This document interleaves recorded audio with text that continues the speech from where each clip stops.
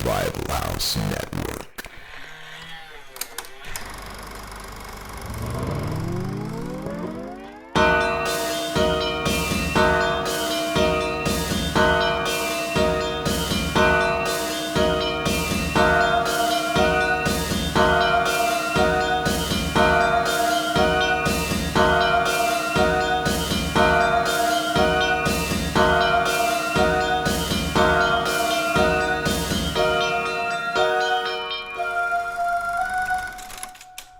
What's up, everybody? I think by the time you're hearing this, it is freshly February. We're at the tail end of January recording it, but it's a new month, new us, hopefully. But it's Cinema Enema.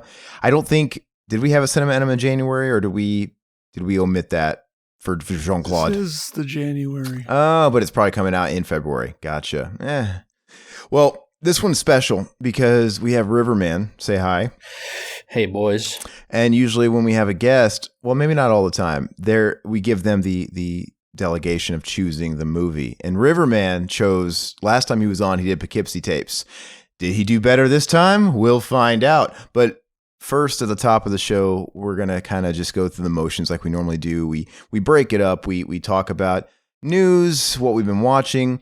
Just kind of a classic shoot the shit style podcast. And then in the back half of the show, we'll get into the meat of the topic, which is usually a particular film, genre or director, or just some sort of topic or category. It's not always a particular film, but let's kind of start there. Do you guys have any news bits? I mean, this has been an ongoing theme pretty much of 2020 with the whole real world events, quote unquote. It's just slow in the news as far as media. I mean, when you have everybody pulling their films back off slates and shit, I mean, how much can there be to talk about? I mean, I have a couple of bullet points, but did you guys have anything?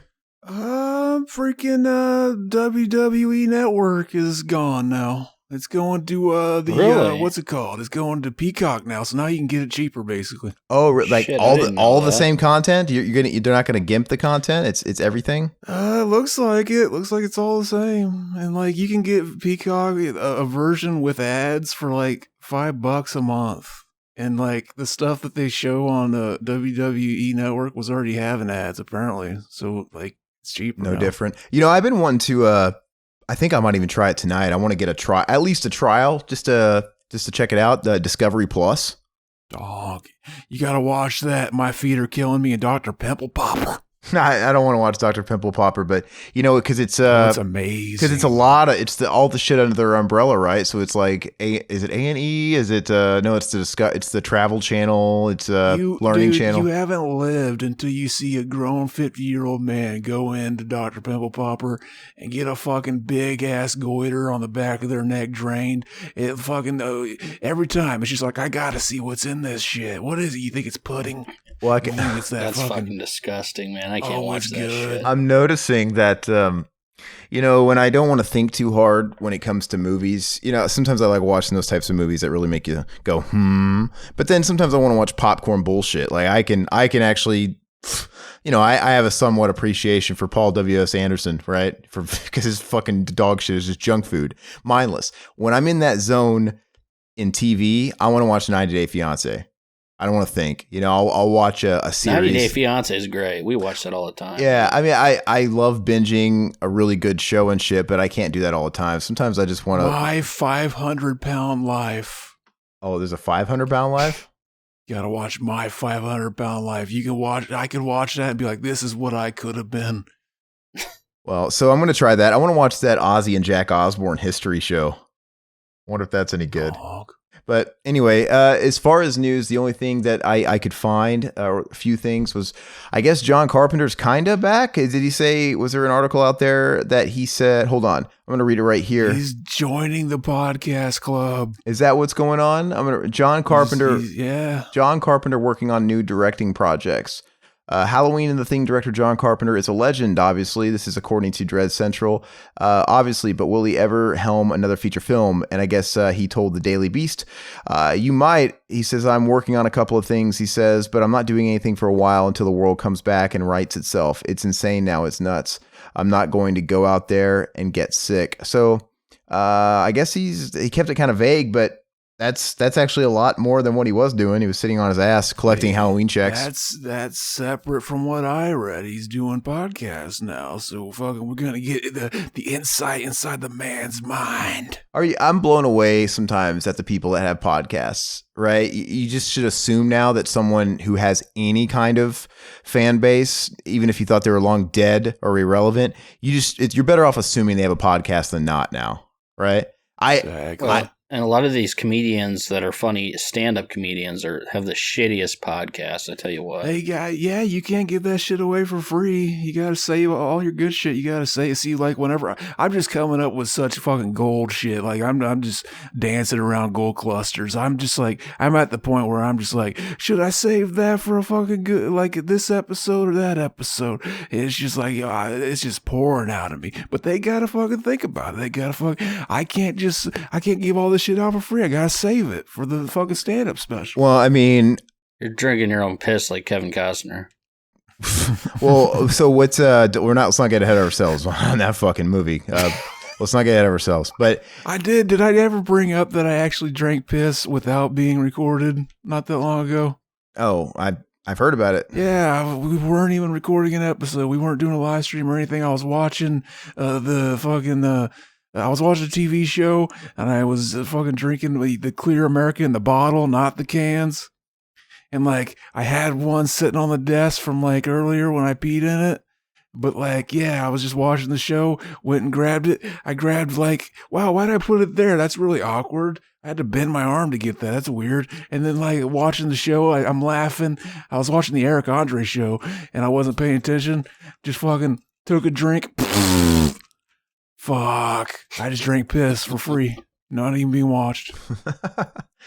You should do that on the podcast. You've done it now. You've already broken your cherry. You probably realize it isn't that bad, so the worst is over. You should do it on the show. It's not. It just tastes like water. This is the show to do it on, man. If your piss is healthy, it should taste like water, I imagine. No, you should do it as a Patreon exclusive. A video you drink and piss. I still got the original time I did that I could put up as a Patreon too. And you said you were drunk? I was. I mean, that's pretty fucking disgusting. I don't even know if people want that. Hey, you guys on Patreon, let us know if you even want that. Or any of you guys that are prospective patrons, let us know if that would tip you over the edge. Zach drinking his piss for some reason. But no, like for example, I stumbled across Urkel has a podcast now, Jaleel White. Like a month ago, I'm like, okay, well, I've seen it all. And I actually listened to every episode because it's so funny, especially in 2020 when everybody had this downtime. That's when all these even more podcasts started cropping up, right? All these people trying to supplement income, like Urkel. Zach Morris has one too. Not surprised. Belding probably has one. The guy who fucking ran the Max probably has one. We need the Reeves and Alex Winter to make one. Oh, I would come. Yeah, people like the guy that does it with Zach Morris is the dude that does Zach Morris's trash on YouTube or whatever. It's actually pretty funny. He runs through every episode of Saved by the Bell and they talk about it. It's pretty good. I thought you were gonna say he was like a weird stalker guy who lives next to him and goes through his trash can, makes videos about he threw this away this day, he threw this away the other day, fucking that like this used condom. I swallowed that shit. Ew. I swallowed the yolk. This one tastes like Dustin Diamond. Explain yourself, Zach. Exactly. Fucking good shit. Too soon. No, so hold on. So he co-hosts it with the guy who does the Funny or Die, Zach Morris's trash shit? Yeah, who creates the videos. And it's actually pretty funny. Okay. I mean, Zach doesn't remember a lot of the shit, but he goes back and watches the episodes. I'll have to check it out because I'm finding these little niche podcasts entertaining, but you know what I mean? Especially in 2020 after that year that we had, there was a whole new explosion of all these out of work actors trying to supplement their income. And Urkel was one of them. So when I found Urkel's podcast, and I don't mean to degrade him, Jaleel White, when I found Urkel's, I can't not call him Urkel, his show, it wasn't very old. Like he's got maybe 8 to 10 episodes. So I listened to all of them and it's a pretty cool concept. I mean, I don't know how far he could take it. It's basically a child actor talking to other he's a child actor, self-professed child actor that didn't turn out to be a fuck up like Corey Feldman. And that's his whole thing is like, we're not all part of that stigma. Because he still works.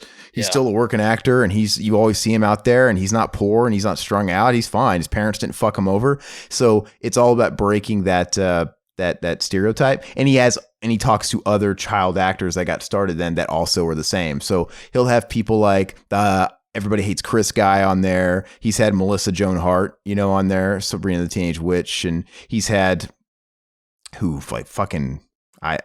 don't know why I can't spit it out. Not Joey Lawrence, but fucking people like that, right? That aren't fuck ups in a ditch somewhere. Has he gotten Goldberg on there? Oh, that's who we probably shouldn't have. He's a year sober now. He's actually, I think, better. But yeah, that guy looked like he's. You're never better, dude. Oh, he'll go back. He'll go back. You think? This isn't the first time he's gotten quote unquote clean. Oh, I don't know that much about the dude. So. No, he's. Yeah, I know that the last time you probably read about him wasn't the first time he was in the news, man. That's just the story of drug addicts, unfortunately. So, and the story with Sean Weiss is interesting because he, you might think, oh God, this kid who grew up an actor and he probably grew up privileged. He had a big disadvantage, man, because he was a Hollywood brat. His dad was some kind of player, right, in the scene, in the industry. He had money and shit like that. And so basically, he was one of these kids that grew up with this huge opportunity handed to him to be an actor and to have leverage there. And he was always on dad's payroll. So he never learned to get a real job. So when the child, when your stock kind of dries up, like a lot of child actors do, he didn't know what to do with himself. And I think what happened, I might be getting, and his dad supported him. I think it was one of those things where, okay, he's not really working anymore. He always had daddy's money. He had a house, an apartment paid for by daddy, all that shit. He was just a rich kid in Hollywood. And so I think his dad died or his dad cut him off. Something happened where his dad was no longer in the picture for whatever reason. And he did not know how to provide for himself. And he just spun out of fucking control. Right. And now he's sucking dick on the street or something. I don't know what's going on. Probably not. I don't want to. He probably didn't do that, but maybe he did. When have we all not been there? But yeah, no. When you read his story, it's actually kind of sad, man, and it makes you feel bad for some of these rich kids.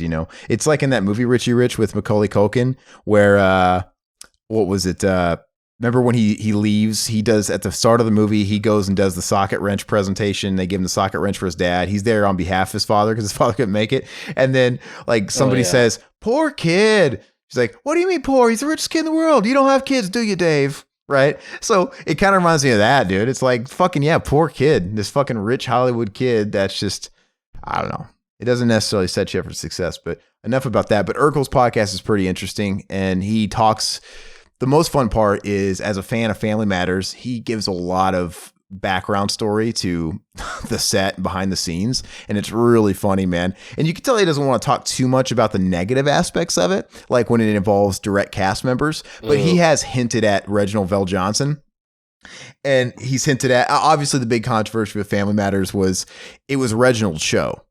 They were making a Cosby type sitcom, heartwarming and with a good message, and they were kind of capitalizing on all that. And Reginald VelJohnson, Carl Winslow was the star, and then Urkel wasn't even in the show at the start, right? You remember? Yeah, and he was introduced. I don't remember how many episodes it in. He was introduced just as like a neighbor, like a side character. I don't even think he was intended to even appear ever again, or maybe just not even on every episode, but he was literally just this side piece that came in, and he tested through the fucking roof, and he slowly became the top of the call sheet guy, and it became Urkel. Everybody called Family Matters Urkel. I'm going to watch Urkel because I want to say they were even kind of struggling in the first season rating wise, and he's the one that just brought it to life and carried it.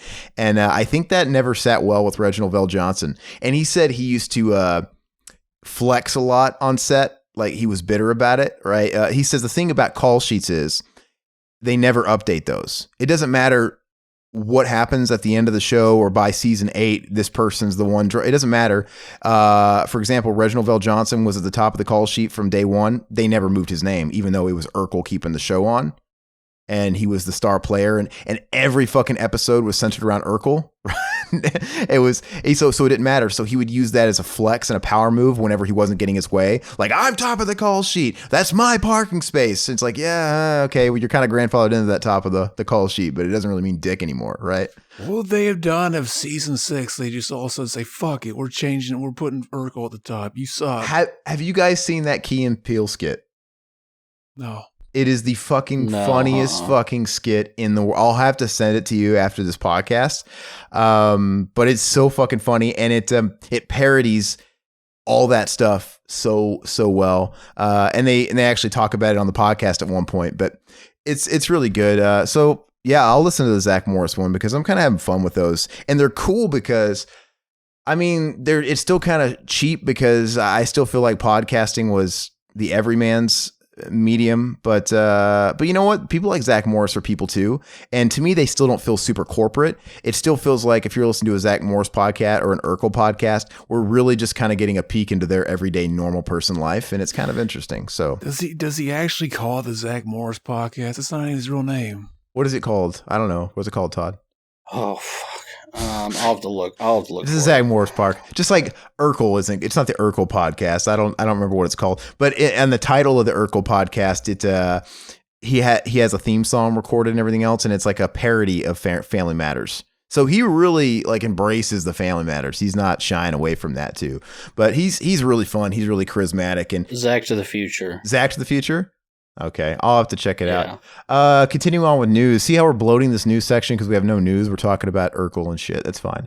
Oh, they put out that teaser trailer or something for that Mighty Duck fucking Cobra Kai show. Oh, the Cobra Kai-esque show?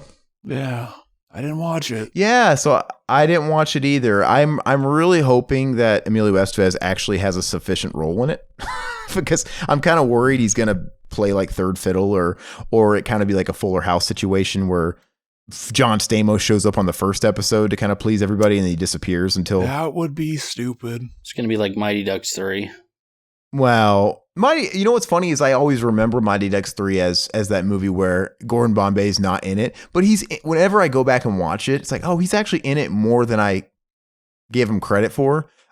He's not as central to the story, but he's in it a lot when you think about it. He's at the beginning and then he pitches him off to Coach Orion. But then there's that whole scene when Hans dies and he's in the meat of the movie with Charlie because it's about Charlie's fall from grace. He's not gelling with Coach Orion and shit like that. And then he wakes him up and he's in it a good bit. And I want to say he's at the very end. I mean, he's in it enough. I always thought they should do like a team up where Charlie from Mighty Ducks meets up with Charlie from Critters and they go on bounty hunter missions. There you go. Okay. I always cheered up when he told Charlie he was the heart of the team. Yeah, I told he's like, you know what I told Coach Orion? I told him that you were the heart of the team. And he's like crying. You said that? He said that. Yeah. Made him feel like he was an asshole. Like, God, I've been a little shit, haven't I? Yeah, it's because I always laughed. You're a beta. No, it's like, yeah, you've been a little shit, Charlie. It's because you're listening to all that Pantera. All that Pantera you're listening to is rotting your mind, Charlie. You love Pantera? I love Pantera. It's turning you into this negative, angsty teen, and you need to just, compromise a little bit and work with Coach Orion. But yeah, so there's that. Your feminine side. I'm gonna watch it though. But yeah, did you guys ever try and watch Fuller House? By the way, I did. Yeah. Okay. Dog shit. All right. So I think I watched the first episode only. I watched the first season. And I think I might have watched an episode of the second one. I don't know. But yeah, I fall. It's basically, they sell you on this spinoff as like, oh God, it's Full House back again. And they blow their load on the first episode and they kind of have everybody. That's all the classic people on the show. But they're not even written in well. It's all that really obvious heavy-handed fan service where they just inject them all for no reason. By the way, isn't it funny that we think that has everybody in the show except for Mary-Kate and Ashley, the reason people watch? Like, we just kind of forgot. Yeah. Like, no, yeah. That was what the show was all about. So they inject them I all. watched for Dave Coulier. Well, you remember, if you watch the first episode, if you remember it, you know what I mean by it's all heavy-handed fan service where it doesn't really make sense why they're all there, right? But they just kind of have to... I remember, yeah. They just have to throw them all in there. Like, and they have these clearly obvious time cues where, like, Dave Coulier will come through the door next and they'll hold for applause. Hey, like, oh, what are you doing here, Dave Coulier? Well, I was just in town. And it comes off really hokey. And then, of course, Aunt Becky and Uncle Jesse stop by. And they have Nikki and Alex there who are terrible fucking actors. It's just, but then they all disappear. My little fucking prison kitten, fucking Aunt Becky. She's out now. We need a woman in prison movie. That needs to be her new career. I would come. Yeah, but anyway, once you get through all that fucking stupid fan service, it becomes its own show, and it really just becomes a generic sitcom. Nothing really special about it. And to be honest with you, I don't find them funny because it focuses on DJ and Stephanie and Kimmy Gibbler. And it's hard for me to relate to that kind of humor because I'm not a fucking middle-aged mom. Cummy Guzzler. I don't really think it's... That would be her name on the porn parody. I don't know if it's for the Full House audience because Full House, honestly, it captured everybody. Everybody likes Full... Dude, even our buddy Pat, who you guys might have heard on our channel before, he even likes Full House. We were talking about it in a chat the other day. Everybody, no matter what walk of life you're from, watched Full House.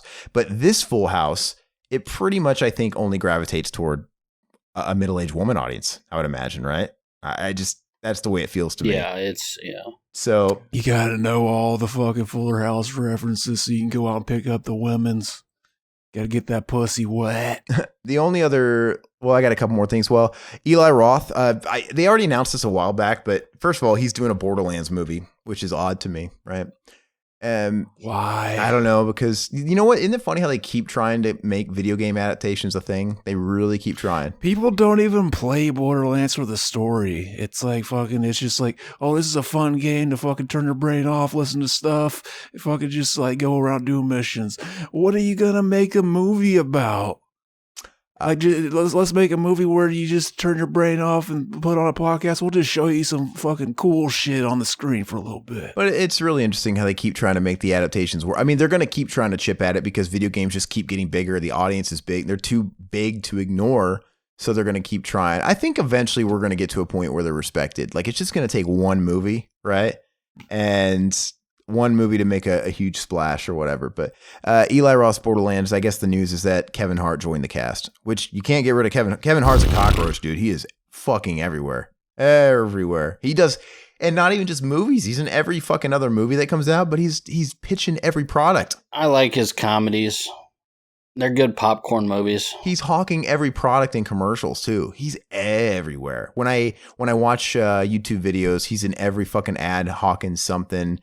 Hosting this, hosting that. And I'm not gonna dog a guy for taking work. So now I do the same thing. I like some of his movies for sure, but I also don't like some of them. Him and Ice Cube together are funny. I think those ride along movies. Him and Ice Cube. Those ride along movies suck. They're so bad, dude. They're not good movies by any means, but they're good, like mindless comedy. I didn't laugh once, and I watched both of them, and I didn't laugh once. You're both beta. The ride-along movies are the pinnacle of cinematic genius, and I laugh at everything that happens in them. I didn't laugh once at either one of them. Even and that's, you would think, why did I give the second one a chance? Because I wanted to. I want comedies, man. Sometimes I'm desperate for a comedy that can just make me laugh. But I didn't laugh a single time watching either one of them, and they were just not good, dude. They were boring. They were fucking stale as shit. But I love Central Intelligence with him and The Rock.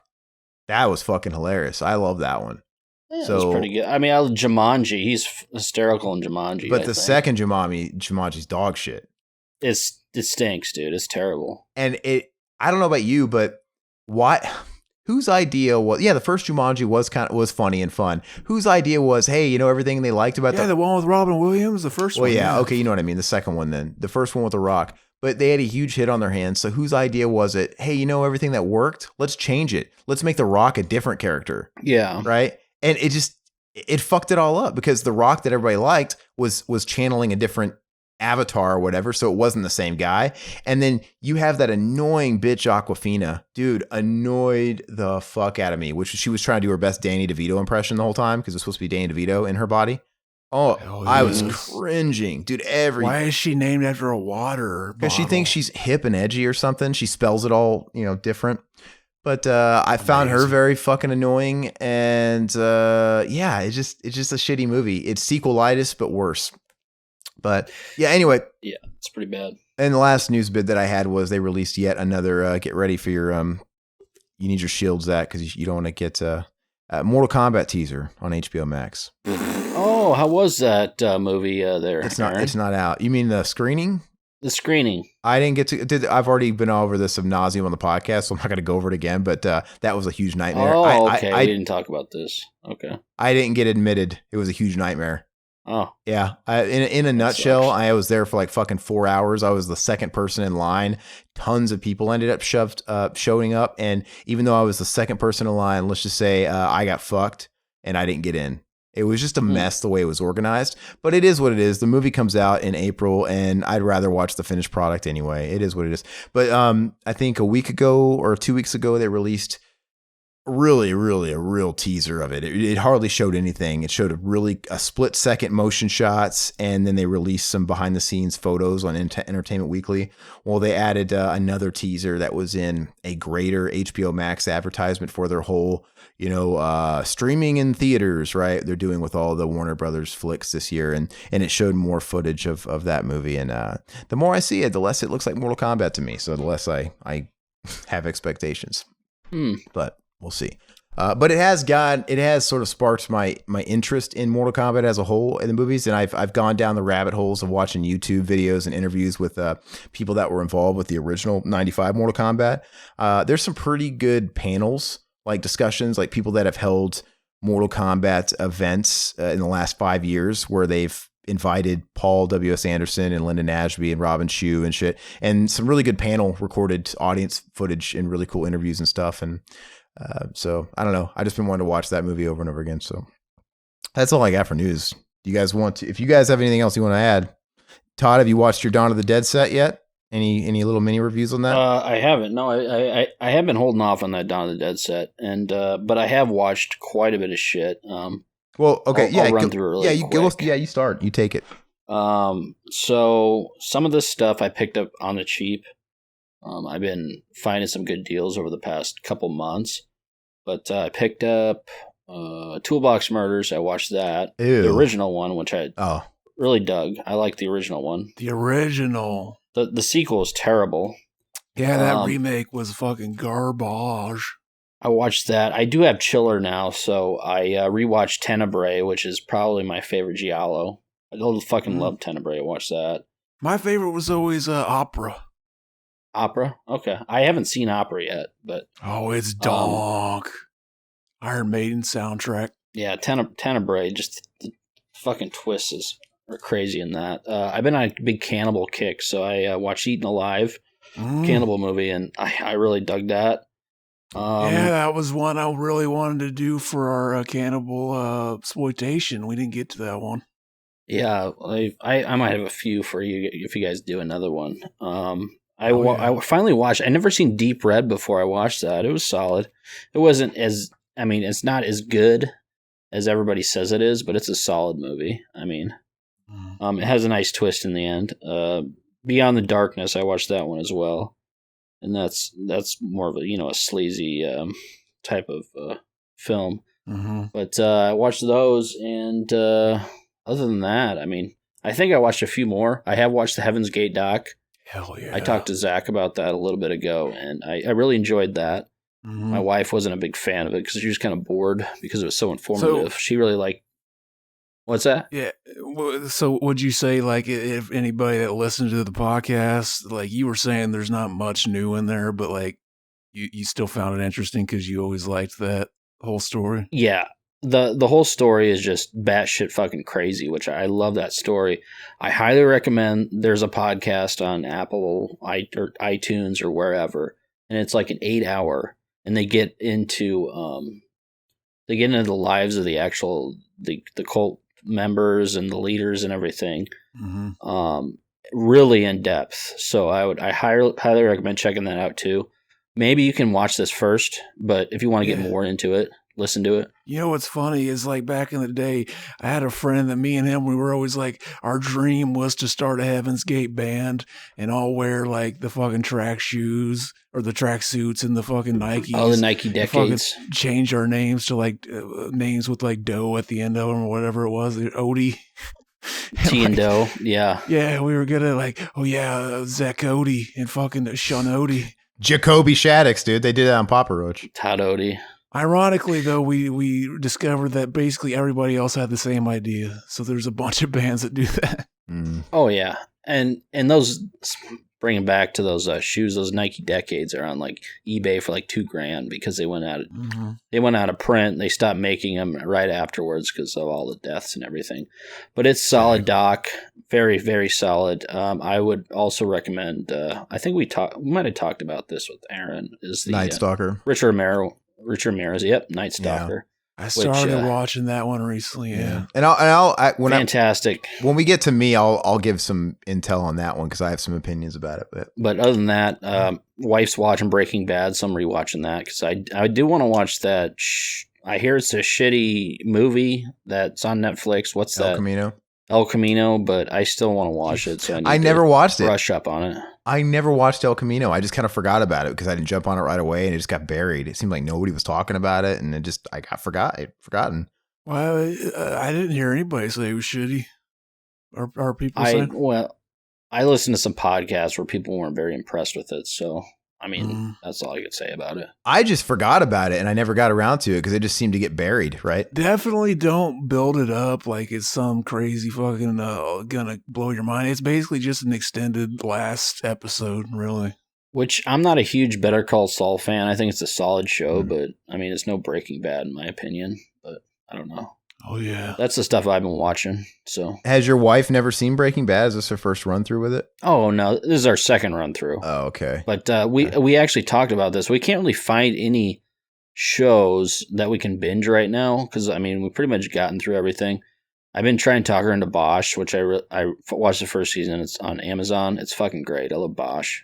I mean, you might be telling the truth, but I can't really. If you guys know a show, I think what it is though. There's got to be good shit out there. I just think I'm overwhelmed. There's just too much.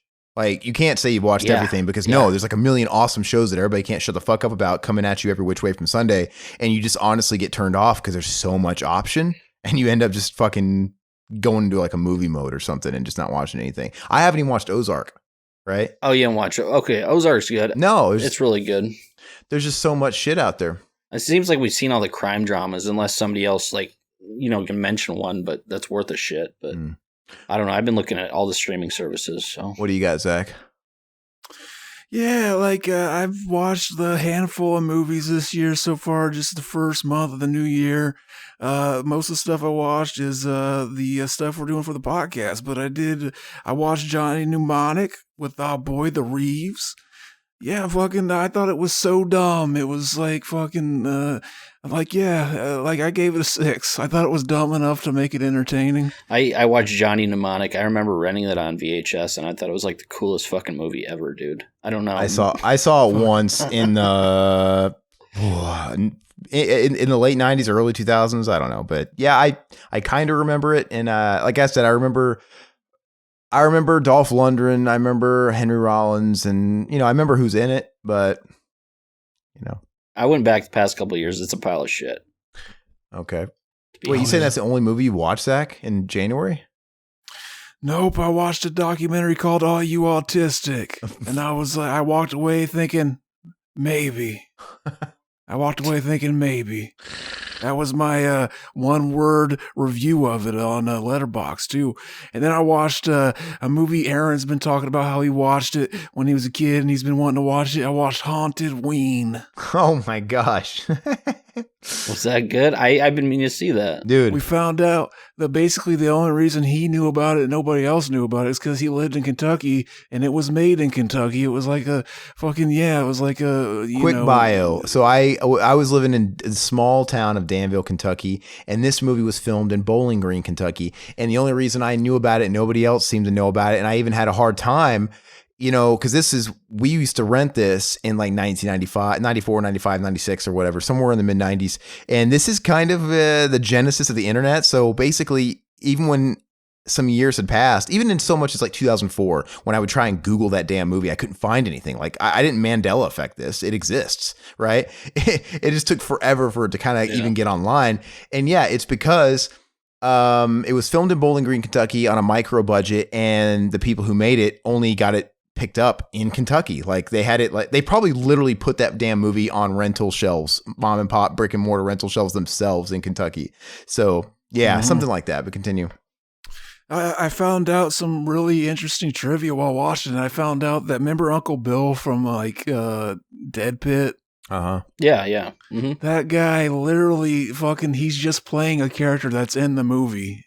And after seeing the movie, I remembered that they mentioned that at least once or twice on the show, that he's kind of based on a character that is in a movie that's locally kind of famous where they are from. Oh shit, I didn't know that. What's funny though is I didn't realize all these years, like having it on my watch list after Aaron talked about it, like I didn't realize like how low budget it was. I didn't realize I was going to start playing and realize instantly it was shot on a fucking camcorder.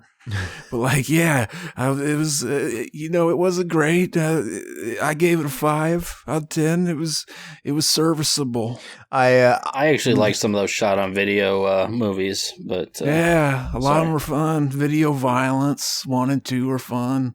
Video Violence, I like Truth or Dare is really good. I haven't seen HauntedWeen since the mid 90s, like I'm taught since we were renting it, so it's probably fucking terrible. I mean, I just remember it's like I have a Mac memory of it where I just remember scenes, right? Like I remember certain scenes. I don't really remember it as a whole. It's on YouTube. The people that made it put it on YouTube officially. I feel like we have to do a commentary for that. Fuck yeah. And I don't think it's not going to be one of those. It's going to be like a schizo type commentary where it's not really going to get a lot of hits because nobody's fucking looking for those damn movies. Nobody's looking for HauntedWeen, but the people that do find it are going to be like, this is fucking cool. So you guys should do like a shot on video month, because then I'll come on with a few movies. Hell yeah. Yeah. And then I watched a docuseries called No One Saw a Thing that's on Sundance Channel. And I really liked it. I gave it like a 9 out of 10. I liked it that much. Oh, what's that about? I think I know. What's that about? I've heard about it. That's the one based on the true story, it's a docuseries. It's about that. They made a movie about the story it was based on called like Broad Daylight or In Broad Daylight, and had Brian Dennehy. And he's basically like, it's this guy, he's like a big bully, and basically everybody in the town hated him, thought he was a prick. Yeah. And like, he might have been involved in like a murder, but they couldn't pin him with anything. And so like basically a bunch of townspeople just got together and decided to shoot him like in his truck one day in front of his wife. And then they all just decided they weren't going to say anything about it. Like the cops came and trying to look into it, and they just like, no one saw anything. Fucking yeah, basically. So it's like a weird vigilante style thing, and yeah, that's cool. Yeah, weird shit. I had heard about it, and it sounds right up my alley. So that was, how much more did you watch? You had a pretty slow January though. Then I started like, I want to watch my TV series. I want to get caught up on TV series that I have to watch. And I finished up Cobra Kai, and I'm liking it. I've given it a 7 so far. Oh yeah, it won me over. And then we already talked about that a little bit, but then I moved on and I watched my DVR. I got the new season of Fargo with Chris Rock. And I enjoyed that a lot too. I think like Fargo, like the first season, I think was the best one. And then like they've been kind of like, the second season, I think I remember the least about the second season. And then like the third season I liked more than the second season. And then the new one I like, I might maybe a little bit more than the third season. Most people are saying that the seasons are getting like, basically they're best in like the order they came out in. Like season 1's best, then season 2. Kind of like the True Detective trend. Yeah. Which, by the way, this isn't relevant. Season 2 of True Detective is the worst. I watched. This isn't really worth. I watched True Detective for the first time last year. At some point, I forgot to bring it up, but it was okay. I thought it was fucking way overhyped. I watched the first season. I'm like, it's all right. Like I remember Riverman, you were talking like how fucking great it was. I'm like, I liked Alexandra Osario, whatever the fuck her name is, tits. Those are great. Those are worth the price of admission. But Zach, are you getting this? Yeah, you're breaking up a bit. Oh, am I breaking up? Yeah. Fuck. Yeah. Oh, first season's fantastic, dude. No, it's over. It was. I think it was just overhyped for me. I watched the whole thing. I mean, if it wasn't somewhat enjoyable, I wouldn't have finished it. But I just thought it was kind of underwhelming. I was expecting more. I really was.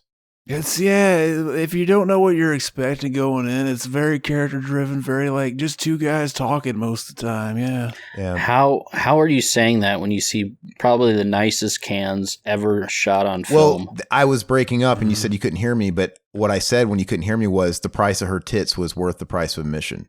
That was worth it. Yes. You didn't hear me before, but I said that. But I didn't. And she was gone way too soon. Like, why can't she be in every episode? Like, you know, but exactly. No, I liked the characters. They were very complex, and Woody Harrelson was awesome. They were awesome, but it got hyped so fucking much. I don't know. I think I was just expecting more. And even by the end, I was like, I thought the ending was going to be even more, because everybody kept talking about the ending and the shock ending and just how it wraps up. And I'm like, it didn't satisfy those expectations. I don't know. Just a victim of that, really. Well, I wasn't expecting anything going in. That's probably why, because I didn't know what the show was about. And it really got me. The second season was garbage. I like the third season, though. Yeah. Woody Harrelson, though, he was fucking awesome in that. Do you got any more, Zach? And then I watched The Boys. I got all caught up. Oh, yeah. Fucking on The Boys, season 2. How are you rating that show? Because I hear that's great, and maybe I should get into that. I'm really fucking liking the show. It's the best superhero thing since The Toxic Avenger. There you go. Yeah, I've been meaning to check that out. Maybe that'll be like the next up. Maybe I should watch that next. It danks you to dust. Basically. Rock on. And that's all I got, baby. So I keep track of all this stuff on Letterboxd, and is your Letterboxd like this too, Zach? It seems like it wiped out everything before the new year. So like my shit will not go back further than January 1st. So maybe it just started anew, which is probably okay. I might be missing a couple of things, but I mean, that probably times it okay since the last time we had one of these. So this is everything starting January 1st. I haven't had the most success as far as watching too much shit that knocked my socks off. But on January 1st, I rang in the new year watching Point Break. I've seen Point Break, but I didn't count it because it's one of those movies where I saw it the way I rule it is if I can't remember how it ends, I have to watch it fresh. I have to, because it's like I couldn't remember how that fucking movie transpires, and I finally watched it through and through, and I got a clear picture. Con Dios. Yeah, it's a 6. I think it's a little, maybe a little bit overhyped, but and I think that's just from the first half. Well, the first half, but then when the second half kicks in, I'm like, oh, okay, I'm starting to get it a little bit, because I think I was ranking it lower than a 6 first half. But the action is so ridiculously over the top where it's hard not to enjoy, but it's really fucking dumb though, right? But when you have Keanu Reeves jumping out of the fucking airplane, right, without a chute at the end of the movie, chasing the villain or whatever, dude, I was like, what the fuck? Like, I don't know, it was just so ridiculously over the top. And the ending, like chasing Patrick Swayze all the way to fucking Australia, everything was just so stupidly over the top that I had to appreciate it.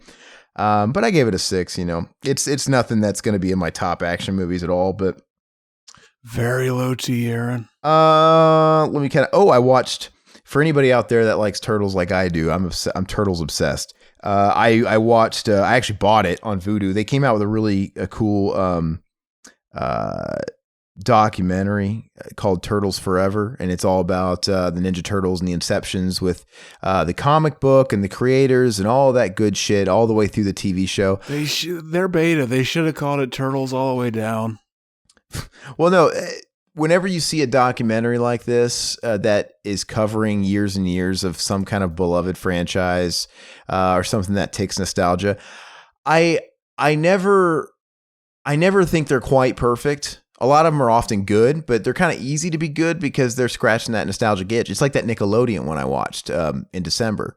That was really good, but it wasn't perfect because it seems like all these most of those types of documentaries, they really want to keep it at 90 minutes, right? I like my movies at 90 minutes, my narratives, but documentaries, man, to tell a really cool, history, sometimes I want more than 90 minutes. And so pretty much Never Sleep Again and shit like that set a real high bar for that stuff. Mm-hmm. And just to me, that is the benchmark.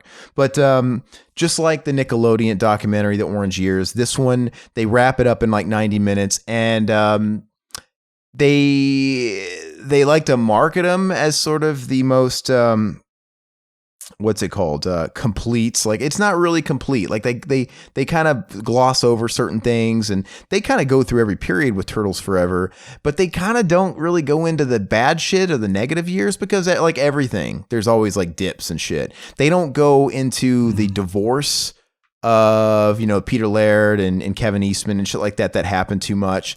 They talk about the first movie a little bit. And I get it. They can't just spend 4 hours on everything like Never Sleep Again, but you know, they bring up the first movie. They even kind of the most, and they talk a little bit about the second one, but they don't talk about the third one. I mean, that's clearly a bad point, a negative point. Why don't you talk about it?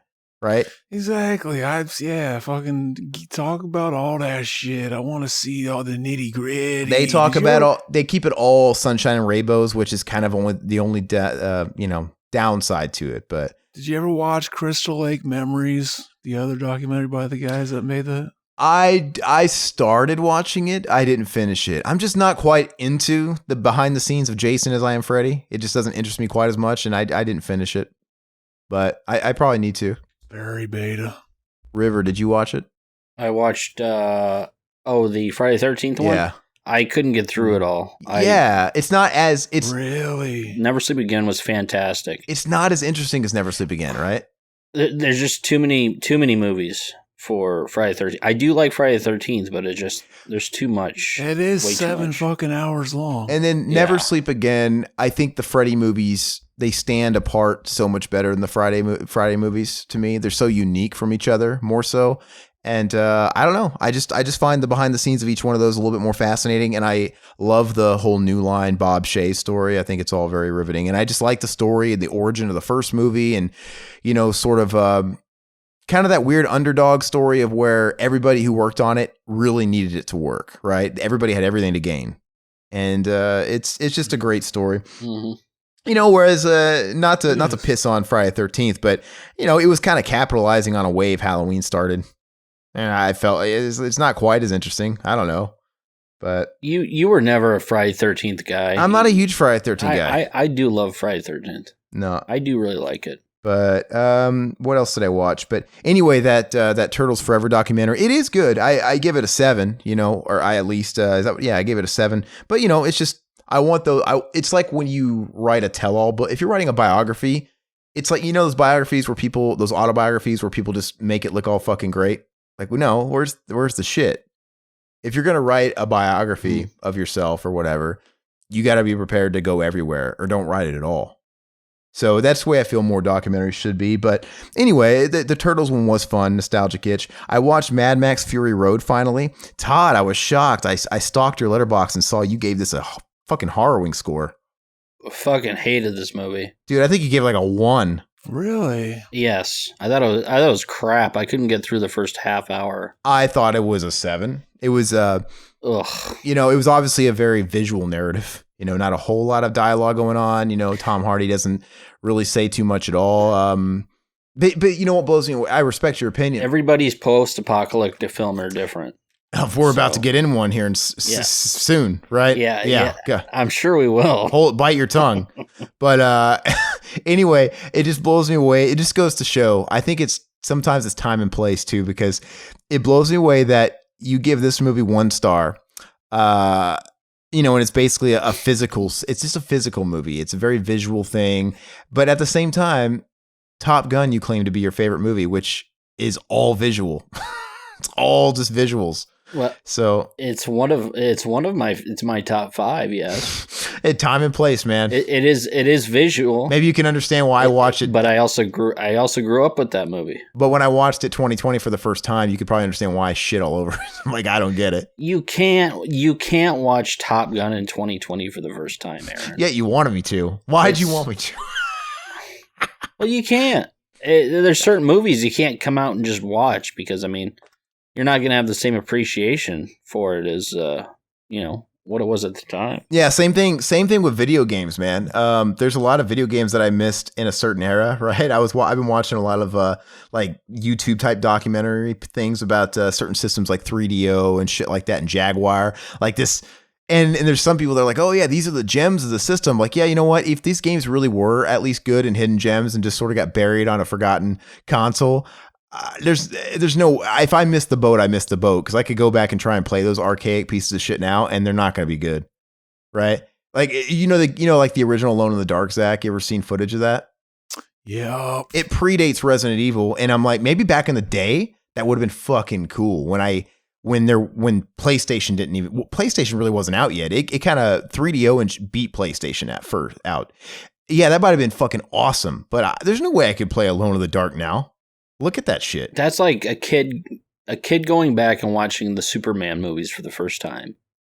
He would think they're a pile of shit, which, I mean, I do, except Quest for Peace, and everybody hates that movie. But, yeah, you can't really do that. You have to, it lives in the time. Yeah. Let's just say that. Well, anyway, I gave Mad Max Fury Road a 7. I liked it enough. And I tried watching that fourth TMNT, that 3D one that came out like fucking 15, 16 years ago. You remember that, Zach? Oh yeah. Okay, which they kind of kept it loosely canon, like it was kind of a loose sequel to the live action movies. I remember I attempted to watch that back in the day. I probably rented it on Redbox, and I back then I found it boring and I couldn't make it through it, so I never really counted it. I rewatched it because it was streaming somewhere, and yeah, it sucks. I gave it a 4 out of 10. It's not very good. I didn't like it. Yeah, I remember thinking it was okay. It was just like meh. 5 out of 10. It's a 4. It's forgettable. It's boring. And it's just one of those things, like, when you take out key characters, no one's going to be interested. And I wasn't interested. Like, there's no Shredder in it. It's just like some bullshit people I've never heard of. Like, this isn't interesting. I must have been in a mood to punish myself, because I followed that up with a Contraband, that Mark Wahlberg movie. God, that's a guy who's like The Rock, man, where he's had a couple of good movies, but man, he is turned out some dog shit. I don't think he's had a good movie except Fear. Rockstar, baby. Rockstar's fun, but it's not great. It's not a very good movie. But I eat pussy. Loads of it. Yeah, it's a fun movie, but it's, it's got its problems. No, I like I actually like that Patriots Day movie. I thought that was fun, about the Boston City Bombers, the marathon. That was good.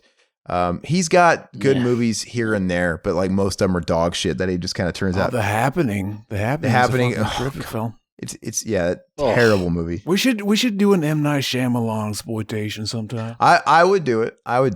Well, all of his movies are like 2.5 hours. That's all you guys. That will be a way to get me back for Van Damage month, man. Because I fucking hate his movies.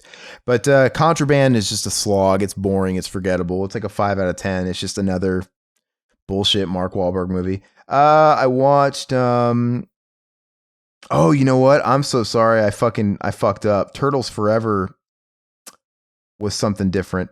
Turtle Power, the definitive history of the Teenage Mutant Ninja Turtles. That's the documentary. I got the fucking name wrong, but that's what I watched. What else? Downhill. Have you guys seen that movie streaming? It was a theatrical movie that had Will Ferrell, who I fucking loathe, and Julia Louis-Dreyfus. No. Okay, so it came out a year or two ago, and it's just like this drama, this dry indie drama, where it's about this couple played by those two. They go on like a Swiss family vacation, and they're in Switzerland on the Alps skiing, and it's just about a couple whose marriage is on the rocks. Dang. Man, that is a one star. It is so fucking terribly bad. Awful. Sounds amazing. It's fucking horrible. The fact that anybody greenlights a piece of, and supposedly this movie was a remake of probably a French film, but yeah, it's fucking terrible. Don't watch it. I watched that Sound City documentary. I'm pretty behind on that. That was pretty cool. Once again, like a 7 out of 10. It doesn't get out of that realm of the 7 area for me, 7 to 8 area. Yeah. You feel like it could go deeper. Yeah, it's basically about this recording studio and like fucking like a bunch of people recorded there. Whenever I saw the poster for it and like read a little description, I thought it was going to be a documentary. Did you ever hear that story about the guy who like was saving up like all of his money to buy that recording studio that Nirvana had recorded at and stuff? Did you ever hear that? Yeah. Where he fucking saved up all of his money and like he hid it all in like a speaker in his house, and like the day he went to buy it, he got stopped by the police and they took all of his money. Oh my gosh. Because they were like, oh, this could be for drugs, and they weren't going to give it back until he was able to like convince some news station to do a piece on it, and they were like, Yeah, this is bad publicity. Let's just give him his money back. It's so fucked up. Why the fuck would they have? Yeah, why would they confiscate his money? That is ridiculous. Yeah, that's a law. Like, if they find you with a bunch of money, it's like, well, you could be using this to sell drugs, or you could have just sold drugs. It's really weird. Or I could have earned it, like, legit and legally. Exactly. Yeah, no shit. I was clearly in a Turtles mood, so I got the titles mixed up. The one I kept talking about earlier, that's the one the Turtles Forever is a totally different thing. That was like an animated movie that they came out with. The early 2000 series they came out with when the Turtles first got bought up by Nickelodeon, I think is when they first got bought up by Nickelodeon. They ended that series with a TV movie. And the only reason I was interested in it is because they do the whole Shattered Dimensions thing where it mixes that universe's Turtles with the 80s Turtles, right? The cartoony kind of, because this show was based around a little bit more grittier Turtles, and they're cross-pollinated with the 80s Turtles, and they're interacting with them. And then they even bring in the comic book versions of the Turtles where they're ultra grim and they're black and white. So it was kind of fun. I saw that too. Yeah, I saw that. It's kind of fun. It was a 7 out of 10. The documentary was probably like an 8 out of 10 is what I meant to say. But nothing really tops that Batman versus Turtles fucking Warner Brothers straight to that animated. Dude, that's so fucking, if you guys like Turtles, watch it. It's so much fun. That was really, really good. I finally watched for the first time ever another movie Todd really likes, Passenger 57. Oh god, that movie is fucking fantastic. No, it's a 6 out of 10. It's fun, but it's not.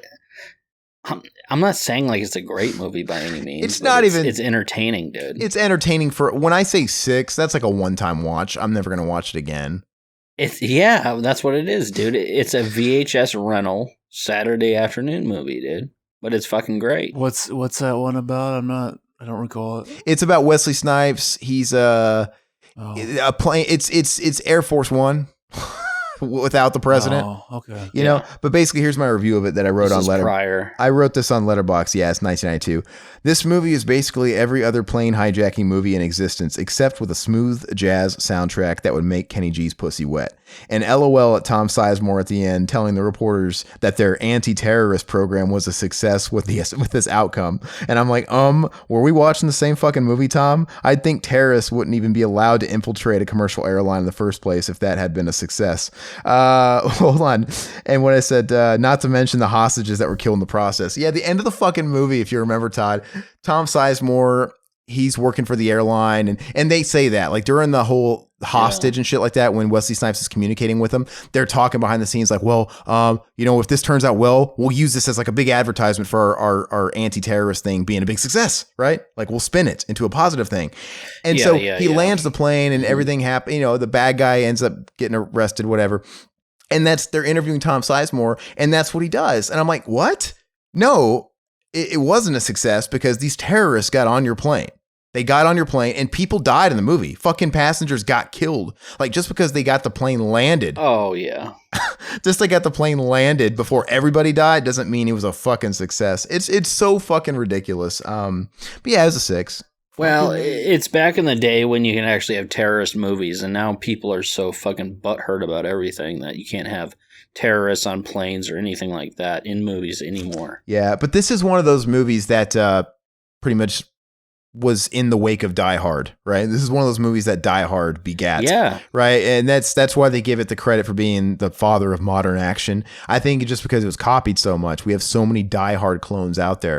Did you hear that? Air Force One is a Die Hard clone. What's that? You hear about that new Die Hard clone by Ben Shapiro? Oh, did you see that fucking commercial that he's doing for Advanced Auto Parts? No. Dude, who? Bruce Willis has an Advanced Auto Parts ad going around right now, and it's basically Bruce Willis one, yeah. And it's the Die Hard parody, and it's an ad that plays off like a new Die Hard movie, right? But of course, the end of the commercial is it's all about fucking a car battery, and Advanced Auto Parts. Anyway, people were pissed off because I guess his daughter, Rumor Willis, was teasing, and there was like stuff online about like screenshots of him, right? Looking as John McClane and teasing like, Monday, this day, Die Hard is back. And everybody's like, oh God, they're announcing that fucking new Die Hard, or it's finally that Die Hard prequel or whatever. And it turned out to be just a fucking commercial where he's playing John McClane. Like, what the fuck, man? And it's so cringy. Rumor needs to eat. Well, I just think I watch it and I'm like, man, how the mighty have fallen. Just like Bruce Willis is just such shit now. Well, nobody's working though, dude. None of Hollywood's working right now, really. But dude, before we had the 2020, Bruce Willis was eating out of the toilet bowl with the fucking projects he was taking. This just didn't start in 2020 with Bruce Willis. He did a movie with Zach Morris. Don't fucking lie. He did a movie with fucking Eli Roth. He fucking a remake of Death Wish. That's amazing. He did a movie with Zach Morris called Precious Cargo, Zach. A buddy cop movie with Zach Morris. Amazing. Chad. Yeah. And I watched Mr. Popper's Penguins. You ever see that with Jim Carrey? Oh my God. No. Just well, the thing is sometimes like torture yourself. No, sometimes the lady wants to watch cute movies, quote unquote, right? I do put her through a lot as far as like the movies we watch. And but we picked Mr. Popper's Penguins when she wanted to pick, and I'm like, you know what, this is fine. If I got to watch a movie like this, maybe it'll be a decent family movie, and it's Jim Carrey, and it turned out to be a decent family movie. It's like 6 out of 10, and basically my review was it's a decent PG family movie, and it's obviously geared more towards children, and it ticks all the typical boxes of that type of movie, but you know, I sort of grade on a certain scale. I consider the type of movie I'm watching, and in my opinion, if I had kids and we had to go see a movie on a Saturday with little kids, Mr. Popper's Penguin would be about as good as I could get. You know what I mean? Trying to grade it like that. So, you know what? Wait till you're married and you won't be watching the same movies in the same room. Let's just say that. Oh, I can imagine. I mean, I've grown up in those households, but I'm just saying it's not like a little kid watching VeggieTales where pretty much you'd have to be a 3-year-old to appreciate it. Family movies, you know, it's one of those movies where they try and make jokes for mom and dad too, right? And kind of keep everybody engaged. And it's like Jim Carrey light, but it's fun enough for that. I finally watched Fade to Black. Oh, you did? Keep going. It was a 6 out of 10. I liked it, but not as much as a lot of people seem to like it. I actually have I have a review going up here pretty soon. I actually have a pickup video going up tonight, and then I have that review coming out this week. So keep an eye out on Patreon. It seems like that movie's always been talked about, and it just seems like a lot of people really, really, really like it. And I don't know. I don't like it as much as those people, but I did like it. I like the tone of it. I kind of like the budget of it. And it's weird, dude. I can never predict like how the lady's going to like a movie. Like sometimes I think like, oh, she's going to fucking hate this. But then she throws me a curveball and we watch something like Brain Damage and she actually really likes it. Well, we watched Fade to Black and I'm like, you know what? I think whenever we watch something kind of old and grainy and budgety like that, she's one of those people that sometimes doesn't like something because it looks shitty and cheap. She liked it more than me. She's like, I gave it an 8.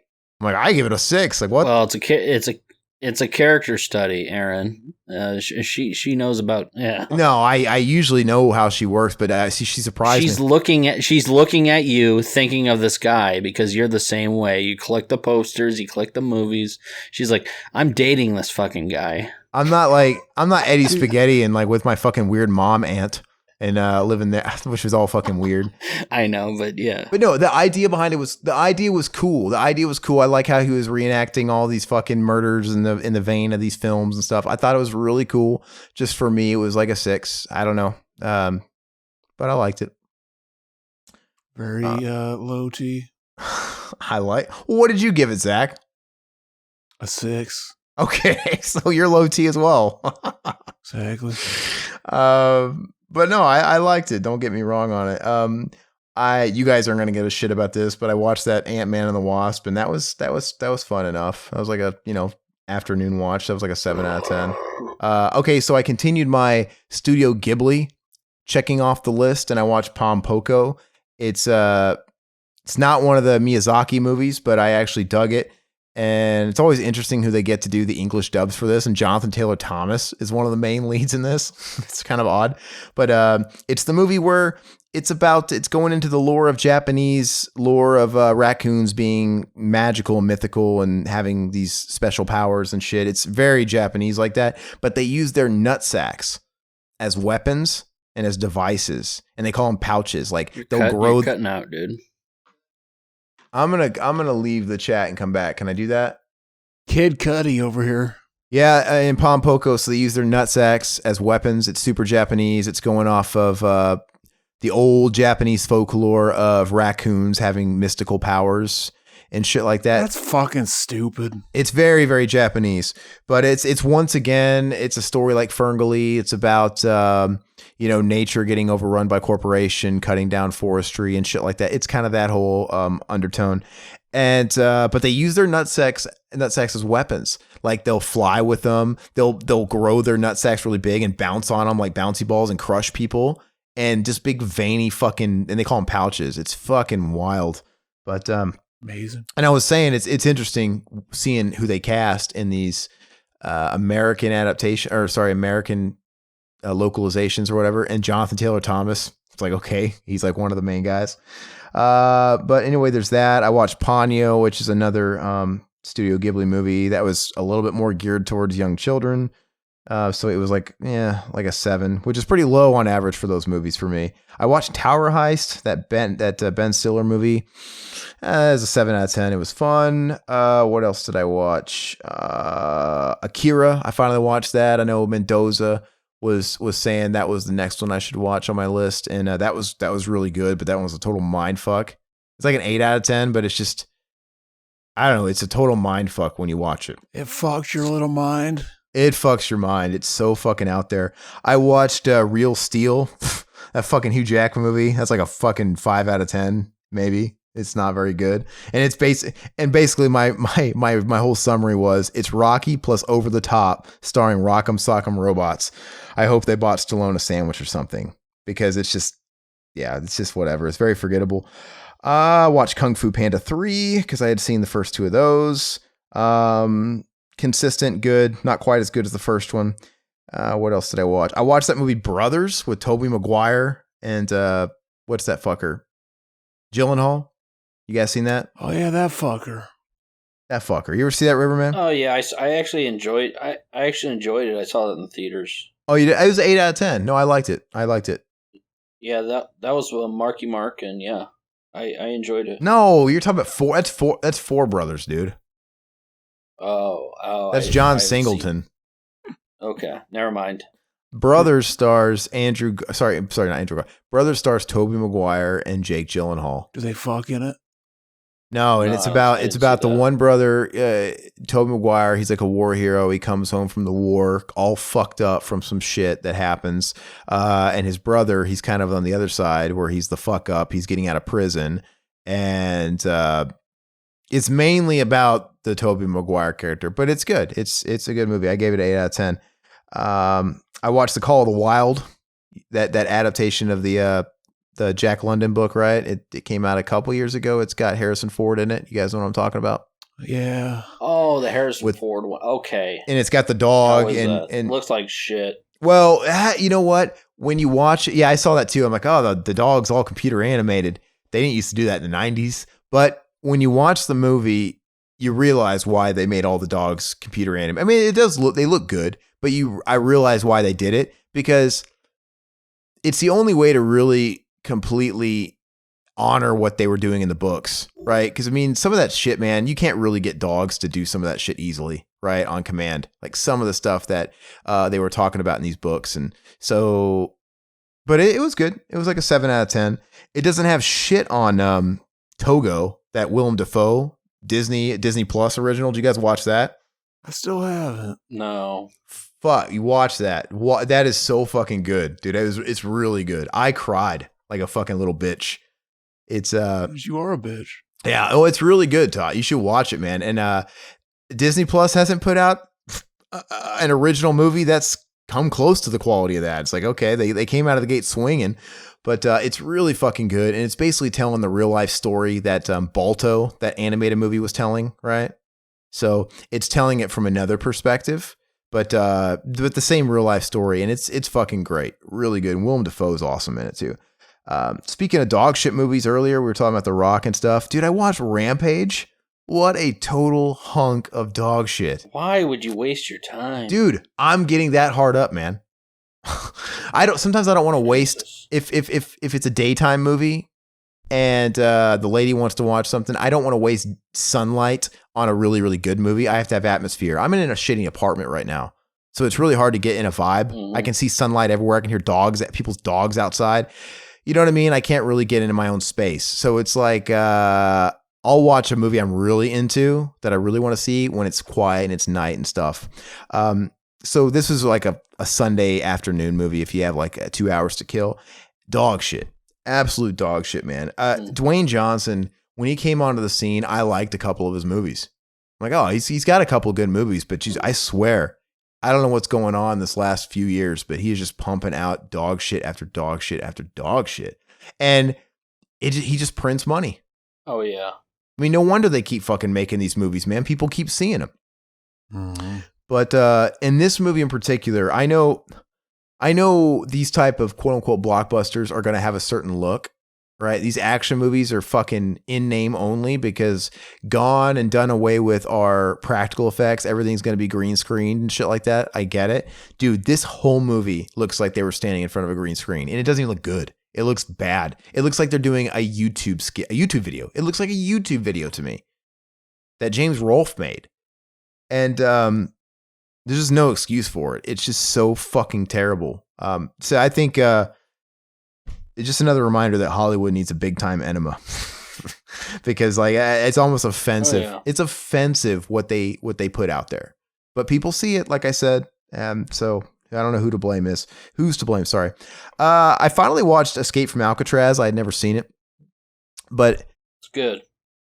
Yeah. Well, it's funny. I think I rated it higher than you did. I looked at your letterbox. I gave it a 7 out of 10. But I don't know what I gave it. I didn't think it. I think you gave it like a 5. But I think it was 7 out of 10. It was good. It wasn't amazing, and it was weird when I was watching it. Crazy deja vu. It's a movie that I feel like I've seen before, but I know I've never. But the only reason I feel like that is because I know that story so well that it's based on. Yeah. I've seen documentaries on it. I've watched the fucking Unsolved Mysteries on it. I've seen all this fucking shit on that story. And the movie itself was so faithful to the real life story that it's pretty much how I visualized it this whole time when I'm watching those documentaries. So it felt like I watched it before. It was fucking crazy. But I watched that shitty Halle Berry movie Gothika once again. How long is your list, baby? Well, it feels longer. It feels longer because we cut out for a while and I had to stop. It's fucking long without the cutout. All right. Well, this is the last one. After. I know, right? All right. So I'm gonna wrap it up. Yeah, I should have glossed over some of these, shouldn't I have? Gothica was a piece of shit. It was like a 5 out of 10 if on a good day. The last one though is The Little Things, that movie that just premiered on HBO Max as of this recording last night. You know, part of their HBO Max, Warner Brothers Theater, same day on HBO Max streaming, you know, like Mortal Kombat's going to be. And it's got Denzel, it's got Rami Malek, it's got Jared Leto, and it was a 6 at best. It was kind of a fucking mess. I didn't hate it. It was enjoyable enough, but it was fucking disjointed. Like it really didn't know what it wanted to be. And, you know, kind of weird, but all right, that's all I got. I'm going to give Zach what he wants and shut the fuck up. So we're going to take a break as we normally do. And we're going to get back and we're going to talk about Waterworld. Yeah, right. Hey. You're a magnet for controversy. Oh, yeah. And you like to get in these films that cost a lot of money too, don't you? I mean, that's kind of like the first thing. Is it going to be controversial? Am I get to be crazy? Yeah. Yeah, that's what I put on. Yeah, that's it. This guy is whacked out. I mean, it must be fun. It's almost like a cartoon character, isn't it? I mean, you can't take that guy home. No. It just must be like, whoa, here we go, and it's fun. Yeah. But you got to make him believable. Yeah. And and I think I accomplished that. No, I mean, I believe that the guy's crazy. There's no trouble there. It's not a stretch, you know, for me. Did you like being bald? Was that kind of a different thing? It was weird, man. Like I felt vulnerable. I felt really vulnerable. It was. I dreamed I had hair last night. No kidding. I ate a hamburger late. But I'll tell you something. I never dreamed before I had my head shaved. I mean, everybody dreams. We know this, but I didn't really remember my dreams. I started having vivid dreams the second that I had my hair shaved, and kept up the whole time that I had it shaved. Why is that? You know that? I have no idea. Your head was cold? I don't know, head cold, hot. It grew Boy. back though. Hey, It did grow back. Yeah, it's It pretty grew good. back, yeah. But it's the great look, you know. It's Have you ever shaved all the way? No. No. I'd be scared to death. I think it really would take me to the next level, I guess. Yeah, right. Because I mean, that really is that's a powerful look. I mean, that adds a lot to a character. And then he has one eye. Yeah, right. You know, he's wearing leather. What more do you want? Kevin had a hard time on this movie, didn't he? I mean, did you feel that? You're not really with him too many in scenes, but. Well, I just knew that he was going through a lot of personal pain, because of the divorce and so on, which he didn't want. But he never. I never saw it interfere with his work. I never saw it interfere with his. The man's a very gentle man to me, and I had a wonderful time with him. And the director, Kevin Reynolds, was wonderful to me too. I had a really good time, a good working experience on this picture. I never saw any fights between anybody. I never saw any arguments, and the work was good. I was close to getting seasick a couple of times, but never got seasick. And the problem with having one eye is you have no depth perception. So my biggest trip was just getting on and off the boat. And that was about it, and hopefully not falling into the water because my outfit weighed about 70 pounds. So. And you got paid for this. And I got paid, and it was terrific, and I love my work. And I liked it too. Yeah. Nice seeing you again. Okay, good. All right. Thank you. And you get paid for playing golf and having fun. Yeah, unbelievable. All right, guys, welcome back, and we're going to be talking about the topic of the hour. This is Riverman's Choice, and before we get too into it, I just want to say that Riverman, you're on a hot streak right now because last time you chose a movie, it was Poughkeepsie Tapes. Yeah. And now you've forced me to sit through Waterworld. Yes, absolutely. No. All right. So normally what we try to do is, if it's your pick, do you want to kind of go over the synopsis, or you want Zach to do it because he's really good at it, or do you want to go over it? We'll let Zach, and I'll jump in every so often, just add my 2 cents. Let's let Zach do it because he's so good on the mic. So Zach, go ahead and start telling us all about Mad Max Underwater Edition. So this is basically a movie that takes place in the future where the polar ice caps have been melted and the fucking water is covering like 99% of the fucking earth, baby. Most of the land mass is just gone, baby. And fucking basically the IDB fucking synopsis is in the future where the polar ice caps have melted and earth is almost entirely submerged. A mutated mariner fights starvation and outlaw smokers. So basically, yeah, there's these outlaws they call smokers, and I don't know why. I guess just because they smoke a lot, and the fucking every time you see it. Did you notice that our boy Jack Black? He's the pilot. Yeah. Yeah, I don't remember if this is his first big screen. I don't know if he was already in something before this, but yeah, he's in there, baby. I would fuck him. And basically, yeah. I think. Go ahead. Oh, sorry. I was just gonna say. I think Jack Black was in Airborne. Hell yeah, in '94. That's a great film. Which is probably my favorite role. Yes, which I'd love to talk about Airborne sometime. Oh yeah. But go ahead. I'm sorry. I didn't mean to. So yeah, basically, Kevin Costner. The real Cos, fucking fuck Bill Cosby. He doesn't get that nickname anymore. The Cos is Costner, baby. He's fucking, yeah, he's basically just this random dude. Well, he's just hanging out on his boat, fucking going around, and, he discovers, like, he ends up on he stops on, like, this big other boat where he's gonna, like, sell some shit. Some fucking dry land, right? And he sells it for some fucking money or whatever. And then there's this barkeep. Whatever. There's this barkeep, and she's got this girl she's looking after. She's got a fucking weird tattoo that supposedly is a map that leads to dry land, which is just this thing of hearsay, right? It doesn't exist. Does it exist? And they lock him up. They lock him up because they find out he's a fucking fish man. And for some reason, they hate fish people. Mm-hmm. Look, first of all, I get it. Prejudice nature. It's in human nature. People are racist. People are prejudiced. But why, in a weird water-filled Earth dystopia, would you hate a guy that has gills and can swim underwater? Wouldn't he be of good use? Yeah, you think. Why do they hate him? They hate the water world altogether, and we find out later that they don't even know that basically this happens where like fucking all written history is pretty much mostly gone, wiped out. They don't realize that the fucking land is underneath the water. But it's weird because they know what dry land is. What? So dry land, they keep calling it dry land as opposed to what? Wetland, which is underwater? Yeah, like there's at one point, it's like most of the history's gone, but like he says something about like, oh, he seems to know about early man, and like he's like, oh, you got gills, like, oh, are they functional or are they completely vestigial? It's like, okay, so they know that happened, all that shit, but like, yeah, it's maybe it's completely selective what was destroyed. Man, it's totally inconsistent, man. Like I said, and that kind of threw me through a loop. Like I get it. That was, I think, supposed to be somewhat of a kind of twist. But I didn't think it was, I didn't realize that they didn't realize the land wasn't underwater because they keep calling what they're looking for dry land. That tells me that, okay, they realize the world's flooded and they're looking for an island. They're looking for some kind of land still around.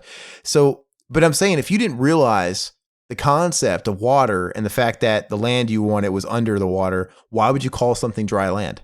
Because as opposed to, you know what I'm trying to say? As opposed to what? Wetland? Because you have drifters coming in that have been on dry land. Hence, I know, Todd. But if you don't know, the little girl's listen, parents, you don't understand what I'm trying to say. If you don't realize that the land you're seeking is underwater this whole time, if you don't even realize the concept of that, then wouldn't it just be land? Why would you call it dry land? It's basically they're calling it dry land as like a way to like fucking, so we're not confused. Like we know what dry land is. Let's make it in the movie. Let's just call it dry land. They could have just made up new language that we had to get, accustomed to, but they didn't. It's really fucking stupid. But anyway, yeah. So they for some reason hate him because he's a fish man, a mariner. I don't even know if he has a fucking name in this movie. I think he's just referred to as the Mariner. Mariner is his name. Mariner is his name? How creative. Yes. Okay. Anyway, they lock him up because they hate him. The daimyo from Turtles 3, he's there too. Remember the daimyo offers him his pregnant daughter? Exactly. They were like, "Oh, you want to fuck her daughter because, like, you know where land is. So many. There's so much fucking inbreeding going on. Like, if it goes on too much, they'll be undesirable. So, like, they want him to fuck the daughter. Maybe he's a smoker spy. Exactly. I love that quote. Maybe he's a smoker spy. He says no and walks off. And they're like, a man that's been on his own without a woman wouldn't say no. He must be hiding something. Or maybe he doesn't want to fuck your underage daughter. No, the best quote of the movie, and I'm paraphrasing it, is, I just thought you were stupid, but I underestimated you. You're fucking retarded. Mm-hmm. Was that Dennis Hopper? Yeah, that's one of the best. Listen, no, that's one of the best. They lock him up because people fear the unknown, and then the one guy, Mr. Noodle, the guy who played Mr. Noodle on Elmo's World, and the guy in the Green Mile, with the weird guy with long hair, he tries to save him. He's got this weird, like, fucking flying hovercraft, but the barkeep ends up saving him, I think, and they escape with him. Well, basically, yeah, they're gonna like lower him down into like a mud pit, which is like some weird religious thing they had where they call it recycling. We're going to recycle him. Okay. Which I assume means they think, oh, he goes back into the earth and then becomes like, the wood and the plants, all the shit we eat and need. So, yeah, I guess that's what it meant. But then, like, fucking our boy, Dennis Hopper, he shows up with his, basically they're like pirates. Smokers. They're there looking for dry land, and they know that little girl has a map on her back of, like, because the girl... Like, there's a mom character, but like, it's not her real mom. It's just like, she's taking care of her. And like, whatever, like fucking, the pirates show up with our boy Dennis Hopper, fucking the mom gets him out of his little cage before he drowns in the mud pit, and they fucking haul ass out of there. And one of the things I liked about the movie is it's funny because fucking Kevin Costner is like a total asshole through most of the movie, or like the first half. And he's like completely stoked to kill this fucking kid when he realizes, oh, we don't have enough water. He throws her into the ocean. Yeah, like, oh, one of you's gonna have to die. He's like, oh, obviously it's gonna be the kid. And she's like, oh no, you can't do that. And like, fucking basically makes him not do that. And then later on in the movie, there's a fucking weird guy that shows up. I'm like, oh yeah, I'll give you some of this paper. Kim Coates, played by Kim Coates. Oh, Kim Coates. Yeah, the weird drifter dude. Yeah. Paper, you haven't seen that in a long time. I want to fuck your woman, your female. He's fantastic, dude. He basically like, yeah, I'll let you sex them up for like fucking money. And at first he's like, oh yeah, I want the kid first. He's like, no. So like, then he turns and it's like, oh, maybe he's not a fucking asshole. But then like, he does give the woman up though.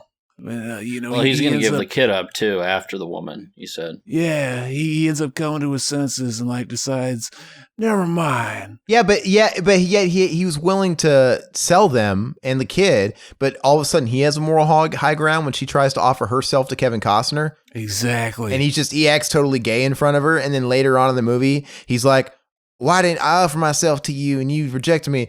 It's because you really didn't want me. Like he's got feelings now? Like, it's called character development, Aaron. It's called good script writing. He doesn't have a dick, Aaron. He's a fish.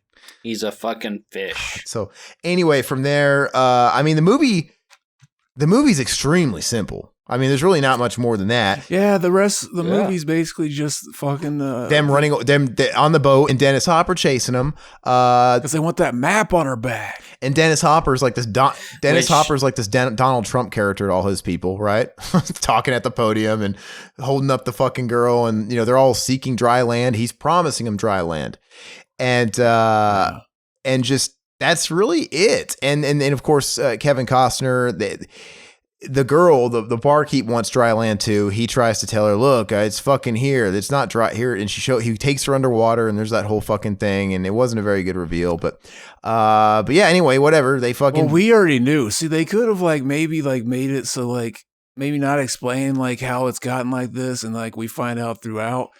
One thing that could have made the movie better, I thought, was the Planet of the Apes type ending. We're like, oh shit, spoiler, you find out he was on Earth the whole time when he finds the remains of the fucking Statue of Liberty. They could have did the say cheese and die Goosebumps ending, and they were never on Earth. Exactly. And it was a different planet. Yeah, but anyway, whatever. They end up we forgot, Dennis Hopper lost an eye in the movie, but whatever. That's my first memory with this movie was going downstairs. My mom and dad were watching this movie, and went into I was walking back upstairs, and it was on that scene where they're giving him the eye, and he goes, "Oh yeah, looks good." And then he asks the kid, he goes, "Looks like shit." And then he looks at it and goes, "It does look like shit." Yeah. And I remember that does look like shit.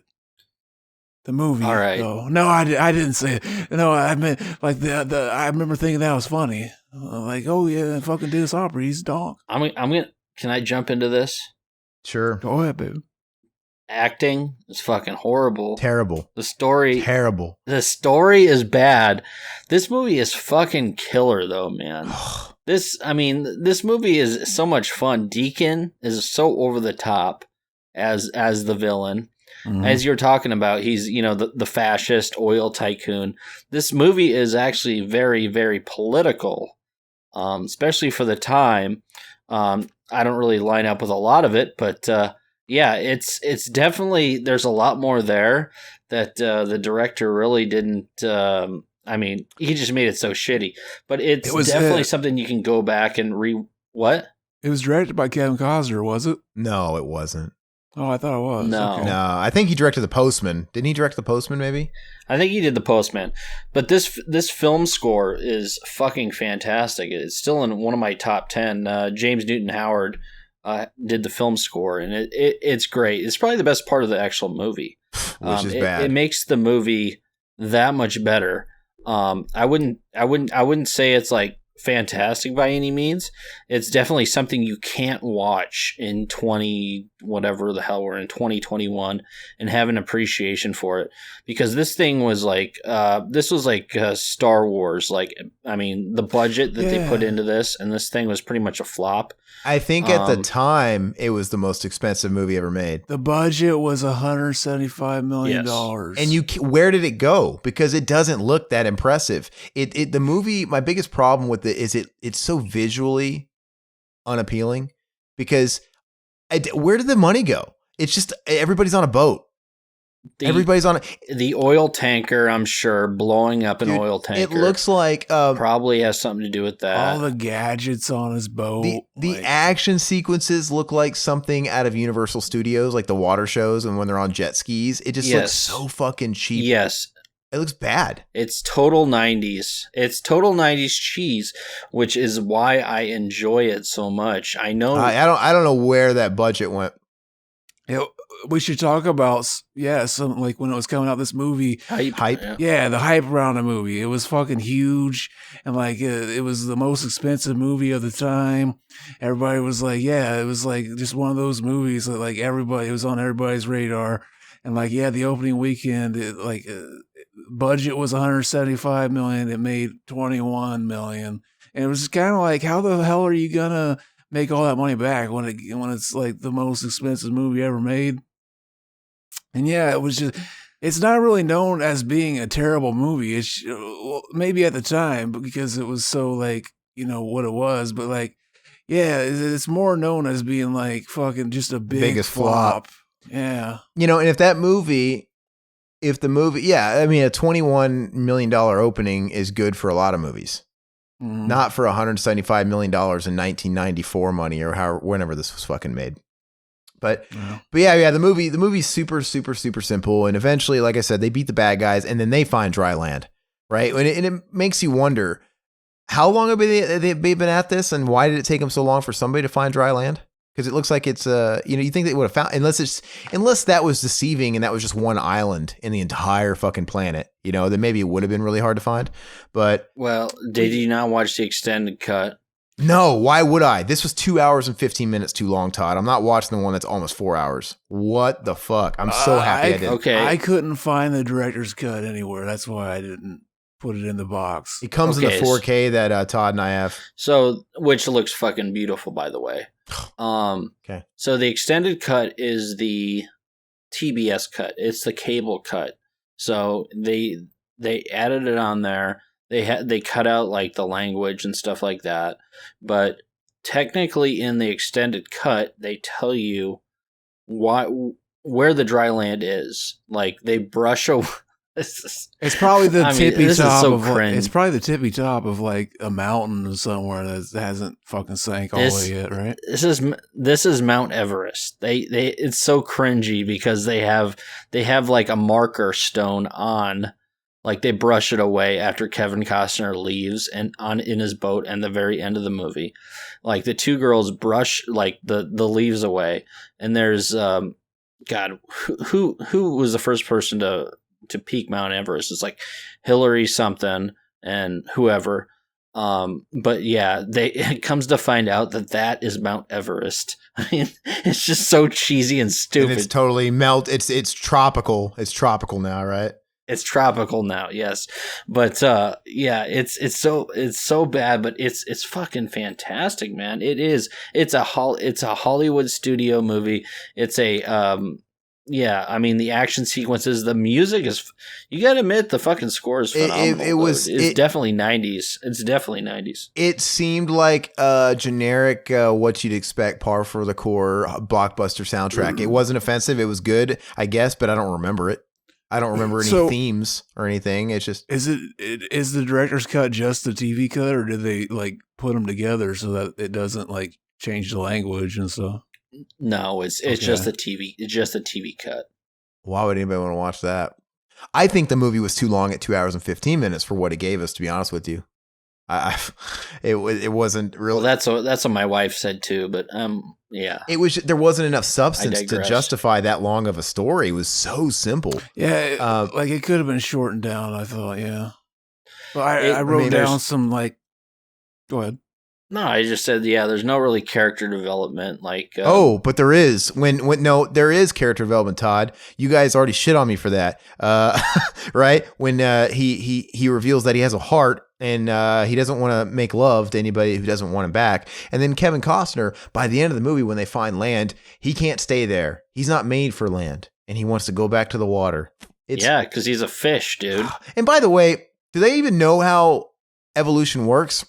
Because don't they say the world's been engulfed in water for hundreds of years? Did Did they say it was hundreds? Is that the way they described it at the beginning? I thought it was 2050. I thought it was 2050 is what I don't remember them saying a year. Yeah, it would have to been like thousands of years later. Yeah. Because for someone like Kevin Costner to evolutionize or whatever the word is into a fish man, God, you can only imagine. And you would think there'd be a lot more of him, right? But anyway, I digress.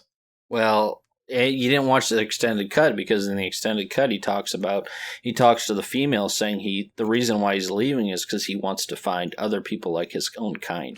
That would have been something I kept in. That actually. Here's a question I had, and I thought, oh, maybe it's in the director's cut. Remember that scene where like whenever they're like on the boat and she goes down to like the inside, because like at first she's like, oh, I'm gonna try to have sex with him so that he doesn't kill my kid. And then he refuses her. But like at first she goes down and she finds like a bunch of crayons and stuff. She starts drawing all over the boat. And then like he's like, oh, that was mine.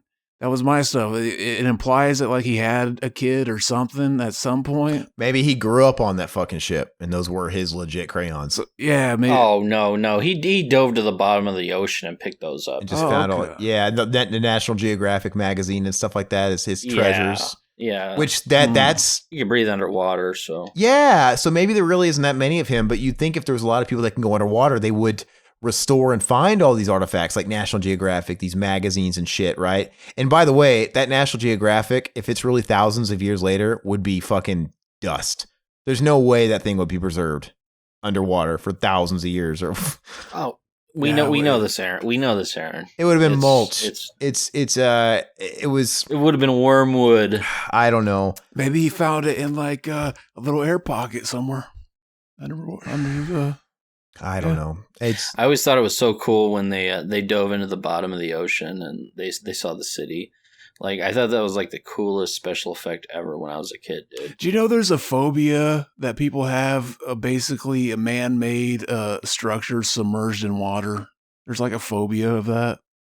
Really? Like anytime, like basically there's people, I stumbled upon it on YouTube. There's this guy that was like watching different, like going through photos that kind of trigger that, like fucking underground caves and shit with like man-made structures and like fucking freaking out looking at it. And like he was watching a video of like the Jaws ride at Universal Studios and just like the animatronic shark is like fucking making a skin crawl. It's like weird, yeah. Well, to kind of go over my opinions, this isn't a compliment. Well, wait. I wrote down some notes. Okay, go for it. I wrote, is it possible to breathe through your gills and convert it into oxygen? Because that scene... That was weird. That was so fucking... Like, the science didn't make sense. Like, I'll breathe for the both of us, is what he says. It didn't make any sense. So was he filtering it? Was he filtering the oxygen through the water and somehow not getting water into her lungs? And just putting the oxygen? If he's breathing it out, it'd be carbon monoxide. So that would have just killed her. She wouldn't have been able to breathe it. Maybe he's got new lungs that fucking do recycle into oxygen. This is the stupidest fucking movie in the world. He's a modern marvel of medical science. Okay, on with your notes. It's just pissing me off. I wrote down, my daughter's been kidnapped by a one-eyed Dennis Hopper. Let's fuck. Oh, and did you make a note too about why the fuck did he cut her hair for no damn reason? And she's wearing this terrible wig the whole movie now. Yeah, he was pissed off, dude. Yeah, to punish them for fucking drawing on his boat and being assholes. But like, I always like that in movies. Like, basically, they're like, "Oh, I'm gonna cut your hair," but then they're wearing a wig through the rest of the movie. So it's like they're supposed to have less hair, but they look bulkier. Like their hair looks bulkier. Because it's like covering their real hair. They're paying these people. Just cut your fucking hair for the movie. Exactly. Fucking Dennis Hopper shaved his head. Sigourney Weaver shaved her head. Exactly. I wrote. Let me see here.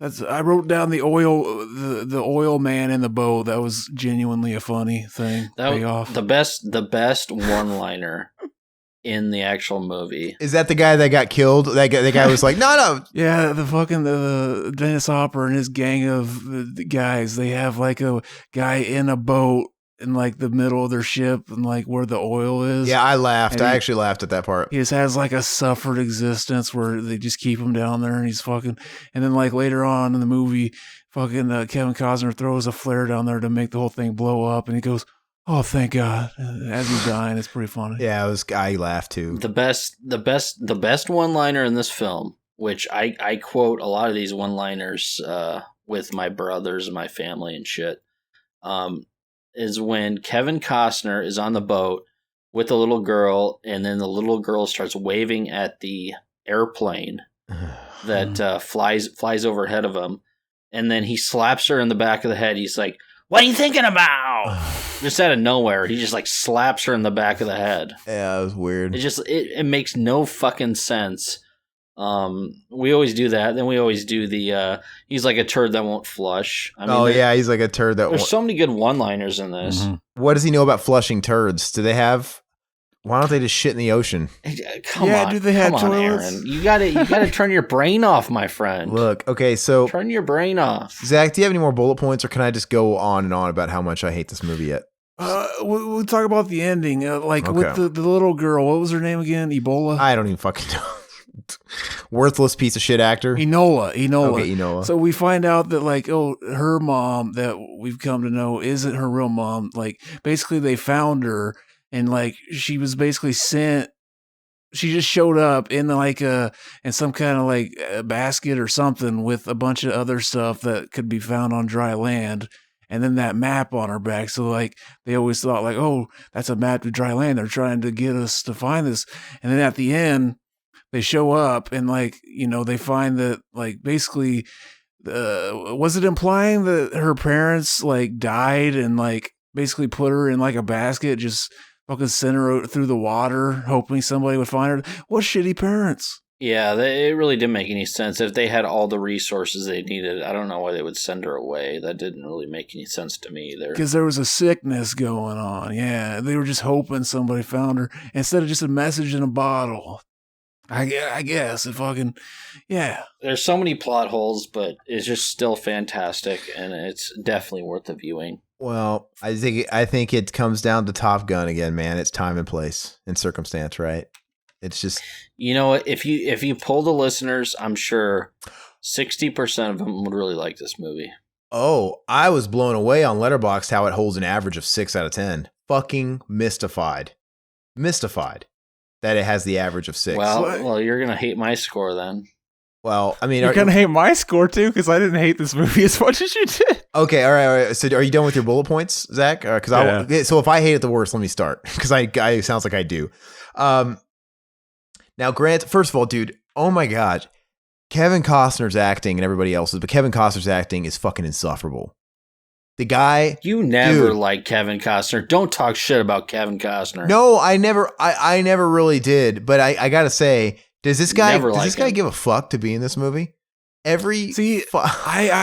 thought I took it as just part of his character, but yeah, I've only seen Kevin Costner's maybe 2 movies, so he's not this is just how he acts. He's great. Is this how he acts most of the time? I mean, yep. I don't, for example, something like The Bodyguard. I mean, that's not a great movie either, but he acts. Robin Hood, Prince of Thieves. Same one. It's not the same in the sense, dude. He's so dull in this movie. He really doesn't give a fuck. It just seems so. I don't know. He's like the least. He's a fish. Why would he give a fuck? No, what's the word I'm looking for? He's just got no energy around him as a front man. Why would anybody make him? Why would he? I get it. Dances with Wolves and all that shit was huge. He was coming off of that and whatever. But he's like there's just, I don't know. He's just not the guy that's going to command and sell a movie for me. And especially when he's not bringing it. It's just, really? Yo, absolutely not. And I'm not saying well, because it's 2021, that's why you're saying that. He was the hottest thing since sliced bread 90s. No, bro, you act like I don't watch. No, you act like I don't watch movies from the fucking 90s and before. No, quit using that as an excuse. Well, he was the hottest thing. Quit in using the that 90s. as an excuse. No, he had one good fucking movie and he wrote on that. Bullshit. Dude, everybody loved him in the 90s. He had Dances with Wolves. Did he ever repeat him. Dances with Wolves? He directed Dances with Wolves. He won the Oscar and all of it. He starred in it. That was a fucking huge thing. But Bull Durham's overrated. Tin Cup's overrated. I disagree. The Body Car was elevated by its soundtrack that sold like a fucking quasi-billion copies, but the movie itself is kind of a Lifetime movie. I mean, it's all right, but it's like a 5. it's just he had JFK, he had Robin Hood, he had The Bodyguard, he had which I've never seen JFK. I hear a lot of people like Postman. I've never seen The Postman. He had Wyatt Earp. He had tons of movies. From what I've heard, Postman's got a very similar mythology around it, like this movie, right? Where it's a big epic movie, but it, some people fucking love it. And some people, it's just kind of Field of Dreams. I mean, come on. I don't like Field of Dreams that much. I haven't seen all his movies. Well, you're not a baseball fan. Oh, that doesn't mean I don't like fucking baseball movies. You're not a real kid. That doesn't mean I don't like baseball movies. Lots of great baseball movies, but I just don't like Field of Dreams. I'm not saying most of his movies are terrible. They're just kind of like to me, and maybe it is because I don't care for him. I don't know, but and I've watched Kevin Costner in interviews, and he seems like a super likable, like salt of the earth guy. He seems really likable. It's not anything against him. I just don't know what it is. Maybe it's the parts he has. Maybe he's just not mixed well with certain things. I don't fucking know. But I don't hate Kevin Costner. Well, he was every woman's wet dream in the 90s. He was a big deal in the 90s. Late 80s, early 90s. But anyway, keeping it focused on this movie, yeah, his performance, you can't defend it in this movie. It's just fucking paint dry. It's so bad. He's a fish, dude. Of course he's supposed to be dull. All right. We'll just let you ride that crutch. Fine. I assumed it was supposed to be like the blank slate thing. You're supposed to. Well, then, okay. He's the link. I don't know. Okay, but anyway, the movie itself. This isn't much of a compliment, but I will say the last hour was more entertaining. The first hour and 15 minutes, really fucking boring for me. See, I thought the last part of it was the part that just didn't stick with the rest of it, and thought like, now it just kind of it devolves into like a rescue mission, and it kind of ends like a Disney movie, like fucking Hook or something. I said, I'm not saying the last hour. I'm actually with Zach on this. I'm not saying the last hour was great. I'm just saying it wasn't putting me to sleep as bad, because here's where maybe my score on it is a little harsher than it normally would have been, but I'm giving it a fucking 2 out of 10. 2 out of 10. And you're crazy. Listen, and I think I'm being a tad harsh on it, but the only reason I'm being that harsh on it, and like I put in a review, I can't stress the word tad enough. I'm not being that harsh because it ain't much better than a 2, but I had to split it. I couldn't finish it in a sitting. Like literally, I turned it off last night after an hour and 15 minutes because it was boring me so fucking bad and had me rolling my eyes so bad. I had to break it up into 2 sittings, and I watched the last hour today. And just because it did that alone, I can't give it higher than a 2. I can't. It was just. And you can watch that Road Warrior movie that just came out, and you think that's good. What's that other post-apocalyptic film that you just said? Fury Road? Earlier. Yeah, that is garbage compared to this. Zach, okay, so maybe we'll just let this segue into Zach's opinion. Can you please start by saying how you compared it to Fury Road and if you like Fury Road better? Go ahead, Zach. I like Fury Road better. Yeah, I'm really post-apocalyptic movies usually aren't my thing, and for me to like them, kind of there has to be like a weird component to it that makes it stand out. Like I really like fucking like Buckaroo Banzai because of how fucking cartoony and weird it is. And like I thought this kind of had that a bit because it's like the fucking the fish shit, and like the fact that he's like a fucking asshole the first half, and it's kind of funny. Like I thought I gave this movie like a 6. Oh. I thought if it ended a little better, it could have even been like a light 7.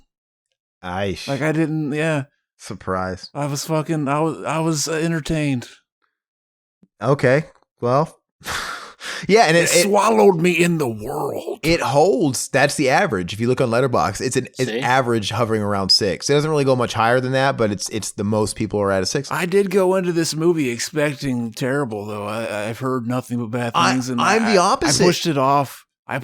To the last second. Like I literally finished it like 30 minutes before we started. And I'm with you where I went into it hoping that it was going to be a diamond in the rough, and it didn't merit all the hate it got. And I was really hoping for that. And I think I fucking hated it worse. I did absolutely zero for me. And I hated everything. I hated almost everything else about it. I mean, Riverman posted a meme in our chat, and he put 99.9% of the planet covered in water. Everyone's dirty. That's true. Everyone's dirty. Everybody has the nicest teeth.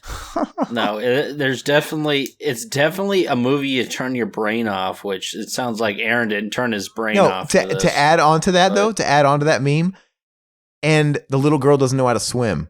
How does anybody not know how to swim in a water world? Exactly. No. I talked about this with my wife last night because we rewatched it last night just for this. She can't swim. That's the first thing you're going to teach your babies to do when you live in Waterworld. And the fact that he called it, nothing's free in Waterworld. Like, I cringed. Like, oh.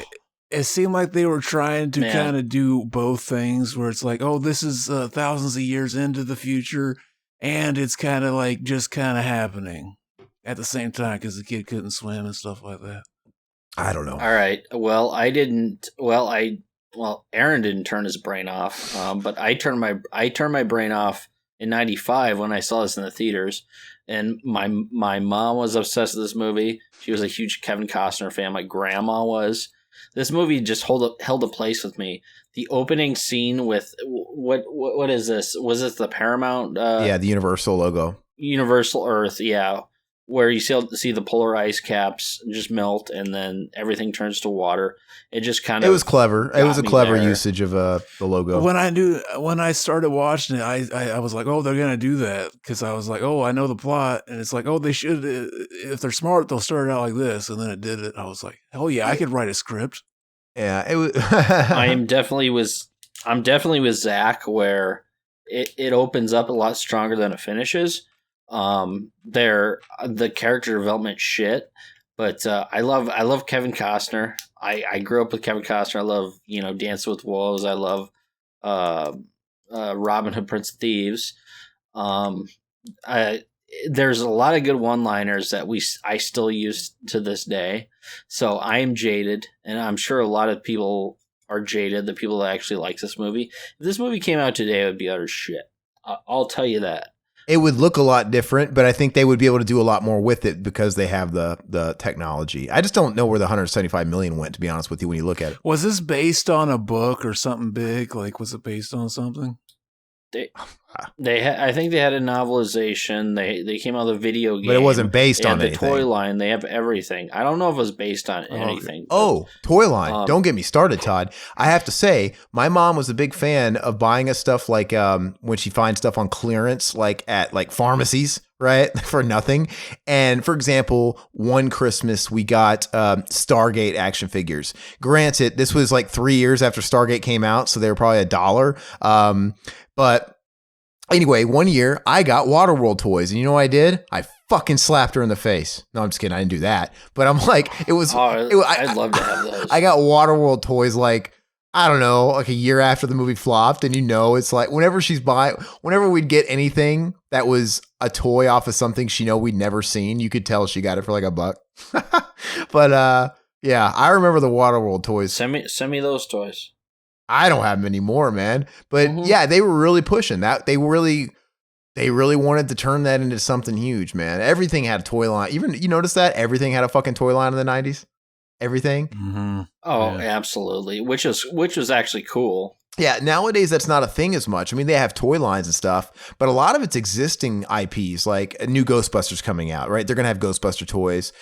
They're repressing Aliens toys for kids. It's kind of stuff that's already existed. But back in the day, dude, every movie that came out, Terminator 2, Terminator 1 was a very adult movie, but Terminator 2 has to have toys, right? I think Ninja Turtles really, obviously Transformers and shit, but I think Ninja Turtles is what really changed the game, man. Because Turtles were the toys are what made the TV show explode, and what prompted the movies and everything else. So everything had to have a toy line. Then Batman was like that, right? Batman 89. I mean, I don't fucking recall any toys for Batman 89. I'm not saying they didn't exist, but Batman Returns came out and the fucking toy line exploded, right? I had the Batman 89 with the the Batman 89 toys were awesome, dude. I had those. They had Batman 89. They had Batman Returns. Aliens had toys. Once again, that I think if you would in the mid 80s, if you would have thought about that movie Alien having toys, like what? No, but we're gonna make aliens have toys. Everything had to have a toy line. Waterworld had a toy line. Stargate, a movie. If Stargate came out today, it wouldn't have an action figure toy line. It's just like a sci-fi movie. No. But Stargate had to have a toy line. It was so crazy. But yeah, it was a cool time to be a kid. That's for sure, man. You go on the toy you go into the toy aisle, and every movie you could think of that was in the theater fucking had toys that had characters that looked nothing like the actors back then, but still, you know. No, yeah, they were pretty shitty toys. Yeah. How much do you like this movie, Riverman? How did you give your rating yet? No. So kind of wrapping it up. I kind of have 2 ratings on this movie because I really like this movie. I know why people wouldn't like it. I know why Aaron wouldn't like it, especially watching it in 2021. I have a nostalgia rating, and I have an actual rating for the film. I would say my nostalgia rating would have to be an 8 out of 10. For an actual film, I would say it's about a 6 out of 10. I mean, it definitely has its problems. It's not a great movie, but it's very enjoyable. It brings back a lot of good memories for me. That's all that matters. I mean, yeah, I'm not shitting on that. And I totally understand why Aaron doesn't like it. And a lot of people don't like it, but is it not like Top Gun? It's the same thing with Top Gun. I get why people love it.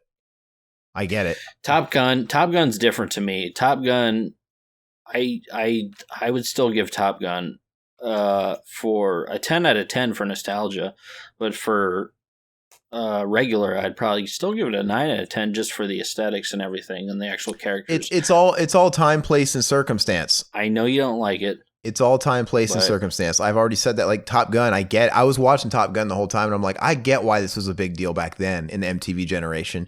It was like the Marvel movies of back then. This was the huge fucking popcorn movie back then, and it was the blockbuster, summer blockbuster. Yeah, yeah, I get it, but for me, it wasn't. And so yeah, if you have this attachment to Waterworld for whatever reason, I get it. But I'm not trying to shit on anybody because Mortal Kombat, that's a 10 out of 10 for the same reasons. Oh, it's not a good movie, and I was picking it apart with my wife. See, I give Mortal Kombat a 10 out of 10, and it's the same thing with Waterworld. It's the same type of thing. Like that movie was so huge to kids at the time in the 90s. It's such a time capsule, and it was the biggest thing. I get it. It's not like a 10 out of 10, but it is a 10 out of 10 for me. Okay, honest rating. What would you give it? If I watched it in 2021, what would you give it? Which movie? Mortal Kombat. Yeah, I mean, if I tried to like separate myself from the nostalgia and my personal connection with it, and I watched it with somebody, like basically the only way I can look at it is how would I predict them to rate it? I could see people giving it a 7 because it's really fun. I mean, yeah. Oh yeah. No, I think I could. It's got really archaic, we're experimenting in the mid-90s with CGI effects. It's got a very simple ABC story structure. It wouldn't be higher than Waterworld, I'll tell you that. No, I thought you were talking about Waterworld, and I was like, no, so Mortal Kombat, I could see somebody giving it a 7, but I could see someone giving it a 6 too. But I do think Mortal Kombat's a fun movie. I could have given Waterworld a 7 if it had that fucking Planet of the Apes type of ending where it's like, oh, something you thought was true the whole time. It was a twist. It was a missed opportunity. And I know it's not a Mortal Kombat commentary, but I will say for me though, the reason why a movie like probably the same reason Top Gun, everything you've said about Waterworld and Top Gun with your brother and quoting it, I don't even know why it is, but I've probably seen the Mortal Kombat movie more than any other movie in my life. Because we rented it and wore it out so much. I know every word of that fucking damn script. I know all the lines. I could probably read it. I could probably just recite it verbatim. And it's just hard for me not to give a movie like that a 10 for me, you know? But yeah, I get it. I understand. I'm the same way with Top Gun. Yeah, I understand. And I'm not shitting on it. But yeah, continue. I cut you. I thought when you said I'm going to give it 2 ratings, I thought you were going to actually rate the extended versus the theatrical. But I would have understood that too. Is the extended like fucking like what all's that? Is it basically just kind of this throwaway shit? It's fluff, like I was talking about with the whole Mount Everest thing, which was fucking retarded. They actually had that in the extended cut. Yeah, if there's something still above water, I would assume it's like some kind of fucking big elevated. I didn't know about that until I actually Aaron. I convinced Aaron to buy the 4K for like $7. Like it was on sale. Yeah, it was on Black sale. Friday, and Top Gun as well. Yeah, Top Gun as well. I got him to buy it, and I watched the extended on there, and it's utter shit.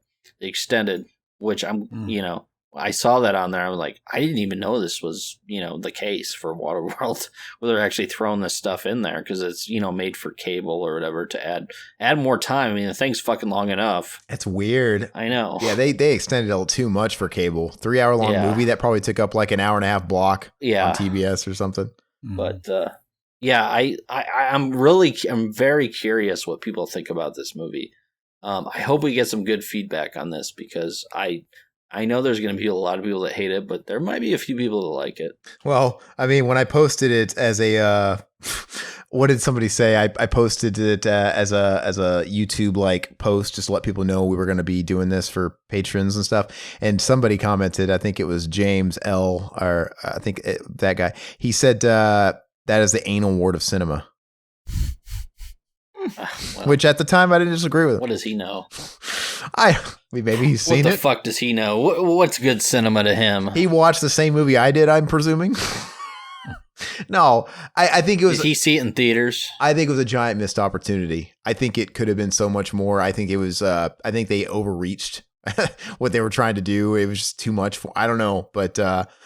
And yeah, I think the ending could have helped it too. I think it was missing a real big twist ending because it really wasn't. I mean, we kind of expected them to find land, but that wasn't enough. It's definitely cool to hate on this movie, which I don't understand that. I don't want to be that guy. I was hoping I liked it. But it's the cool thing, supposedly. Anyway, we should end off on let's read some comments on the YouTubes if you guys don't mind. We got a few from the last. I'm just gonna read the ones from the last one we did, which was the Thing retrospective. Devin Dungan, he said, great episode. A suggestion for a future show is the Texas Chainsaw Massacre franchise. Each movie is so different from the one that came before or after it. I think that's a great idea, and because of exactly what he says, every movie's so fucking different. It'd be a very interesting talking piece, and that's one I could see us spending a few hours just talking on the movies because, they're all so fucking different. We'd want to kind of give a spotlight to each one. Even the shitty ones are worth talking about. Add me on those if you guys want. Yeah, that'd be a great one. I'd love to talk about those. And on top of that, I still want to talk about Alien 3 on an actual legit show where we just talk about it because that's one too where I have 2 ratings for it. The official theatrical version's a 6, but then that assembly cut or whatever, I mean, it's an 8. They totally made a whole new movie with it. So it's just such a, and if we do that, if I do pick that for one of mine, I know you guys have all seen it. You guys, Zach, you should probably watch the documentary I was telling you about on one of our podcasts too. That's what I would watch to really give you some insight on everything. But Blocko69 says, great movies, great episode. I would love to hear another Deep End show. Oh, it's like I really enjoy hearing you when you both get genuine and talk about life experiences. That first Deep End episode was really touching. Never heard anything like that on a podcast before. Nice to hear Aaron and Zach be real once in a while. My grandmother just died and I've been having some legal troubles. Anyway, you keep making them and I'll keep listening. Damn. Well, sorry to hear about that, man. Sorry to hear about that, man. Sorry to hear your woes. Yeah, it's terrible. Well, and I commented on this, but the reason why I didn't want to do a Deep End in 2020 was for obvious reasons. Everything was serious. And it's just like... You realize the last Deep End episode was the fucking coronavirus, like right when it started? When it started. When it first started. And then just, as the year went on, it was... Everything was all consuming of the media, whether it was politics, the election, the virus stuff. And I don't know, man. I think my mindset, maybe Zach was similar. Let's just talk about let's just bring entertainment. Let's talk about anything else but this, because as soon as we're not talking about a schizophreniac movie or a fucking Jean-Claude Van Damme movie, guess what? We're surrounded with news about that shit. And people need an escape. Yeah. And it was just almost like beat to the dirt about hearing a podcast of complaining about that stuff. And I don't know. We could have done like the ghost story episode part 2. That'd have been dog. I guess you're right. And that's what I kind of told him was I've been arguing with myself. Like, part of me has been wanting to do one. But it was just that whole, I'm burnt out on real world shit. And, but you're right. Maybe we don't have to do one that has anything to do with that. And it could still be fun. And it could still be, I've been wanting to do a travel episode where I can just really get into my travels and stuff and some of the crazy ass stories I have from that stuff. So, but almost just because we have a touching message here and, and I feel bad for, the issues that he's going through. Yeah, a lot of people are going through bullshit, especially with 2020. I mean, I know this necessarily doesn't have anything to do with, it might not have anything to do with pandemic shit, but it was still a shitty year, man. That everything else that went wrong was just sort of amplified because of 2020 in general. And I'll do one. If you guys would join me and we can pick a topic that isn't about that shit maybe directly. You know what though? Maybe it wouldn't be such a bad topic in a way because now that the year's over, we can kind of maybe talk about the wreckage it left for us individually and how it affected us. I don't know. It depends. But if you guys want to do something, I would do one. Mm-hmm. Aaron, if you want to do something, I do something with you as well. So okay, because dude, I get on for that. So I'm the same way, dude. 2020 kicked my ass. I'm not gonna get political on all that bullshit. No. Nobody needs that right now. Yeah. But 2020 kicked my ass for sure, and I'm dealing with frustrations, and everybody to some variant, to some degree, was impacted by it.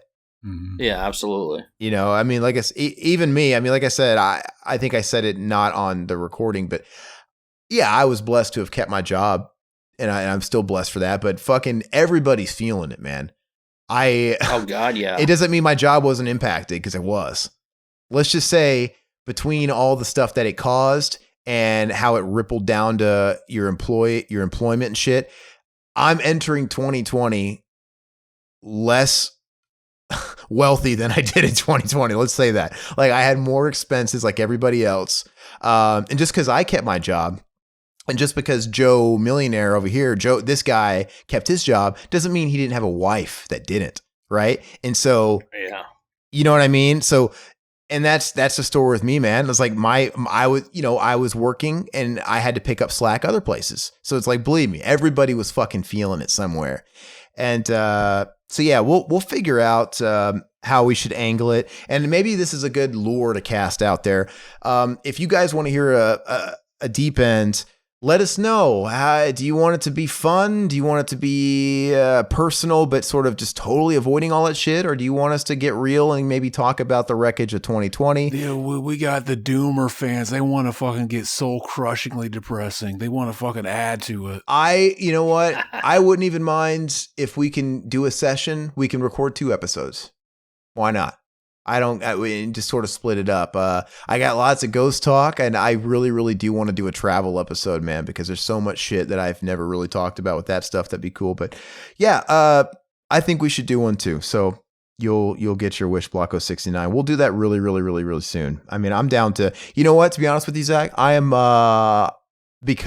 just to put a fucking cap on this topic. I'm so fucking fried right now with some of the shit I've been dealing with because of the year we just had that I kind of hit a little mini nervous breakdown and I took off most of next week because I needed it. I don't blame you. Yeah. And my stress isn't even really work related. It's everything else around work that I can't focus on when I'm working. So it's like I needed 5 days to just let myself wig out on the shit that's wigging me out and I can have room to breathe shit. So basically, Zach, I think if we're going to do a deep end, maybe we should do it in the next 5 days. If you're down, if you guys are down, maybe sometime. Oh, you should probably listen to that first ghost story and then mark off the ones you already told. Yeah. Okay. So I'll do that and I'll do a little research and maybe we can do something here before Thursday. But yeah, anyway, thank you for that comment, though. Keep me in check. If you guys want to hear more deep end, let us know, and we'll do it. Oh, I should mention, though, too, I guess deep end isn't on iTunes right now, right? Isn't it all fucked up? Isn't that one of the ones that got fucked? It's like, technically it is, but like all the episodes are up to date. So if we put out a new one, it could like get left behind on the iTunes one. since we can't like update the feed. So if we put out a new one, it won't put out the new one. Everywhere but iTunes. It just depends. Some of the feed, like for some reason, the BT or the Revival House network feed is just like stuck at like the last episode is Bill and Ted 3. Yeah, and like it just won't update besides after that. So we had a problem with the Deep End feed and the Revival House in general feed. Well, no, actually we had a problem with all of them, but we updated all of them except for the Deep End and the Revival House. Because for some reason it won't let us like update the feed. Yeah. And I don't know, the Revival House feed, I don't think there's any love lost there because I don't think that's big of a deal because like I always kind of questioned us competing with ourselves. You know, it's like the reason we did that at first was because we thought we were being too like fucking like confusing about what we're called. But now it's like I think it's almost smarter just to have the individuals, and it's just kind of weird to make people choose because it also it makes it hard to really track what shows are doing what when it's just like I don't know. We get to see the number. Like the Revival House feed is actually like the second most subscribed to and played feed, like besides the original BTM one that's been around for like 10 years or whatever. Yeah. So I don't know, but without that feed, Deep End, it sounds like it might not have a dedicated, it might not be going anywhere. So maybe we'll look into that, or maybe this one will just be like a YouTube and Google or wherever the fuck we'll just have to put it out and see what happens with it. I don't know. It'll go everywhere else. It'll go fucking like Spotify and all the other ones, just not fucking iTunes until we like figure out why it's not accepting that new link. I considered doing like Goat does and actually paying for a Podbean thing, but it was kind of a turnoff when he said he paid all that money just for one. I'm like, and which made me realize I'm like, fuck. So could we cheat it if I wanted to pay a yearly subscription to have that security to just make a Revival House feed? Then we could technically cheat it and have all our shows. Yeah. So I'm going to play around with that because I'm kind of tired of the janky ass shit we've been dealing with TalkShoe. But anyway, we'll keep you posted. Moving forward, got a few more comments and then we'll wrap it up here. Maxwell Unash, do you think slavery was invented because the dinosaurs from the Flintstones went extinct? I do. That answers all the questions. Fucking, they had the fucking dinosaurs doing all the work, and then the fucking hell yeah. I guess. Maxwell Nosh said, he also said, I just recently watched The Fog. Damn, is that movie good? I would say that it's only slightly below the quality of The Thing due to its cop-out ending. I've always really liked The Fog. I think The Fog. It's a really good campfire ghost story. You know, very simple, but like I said, it's got a very. I could see it also as a what's it called? Why can't I spit it out? So submit for the approval from the Midnight Society.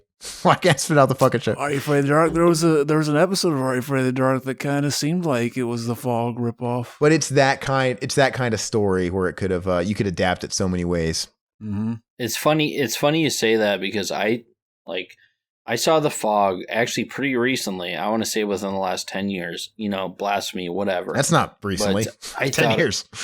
Okay, continue. But I mean, come on. I mean, a lot of people they saw The Fog when they were kids. I think it's fucking phenomenal. I love The Fog so much, dude. I actually like it better than The Thing.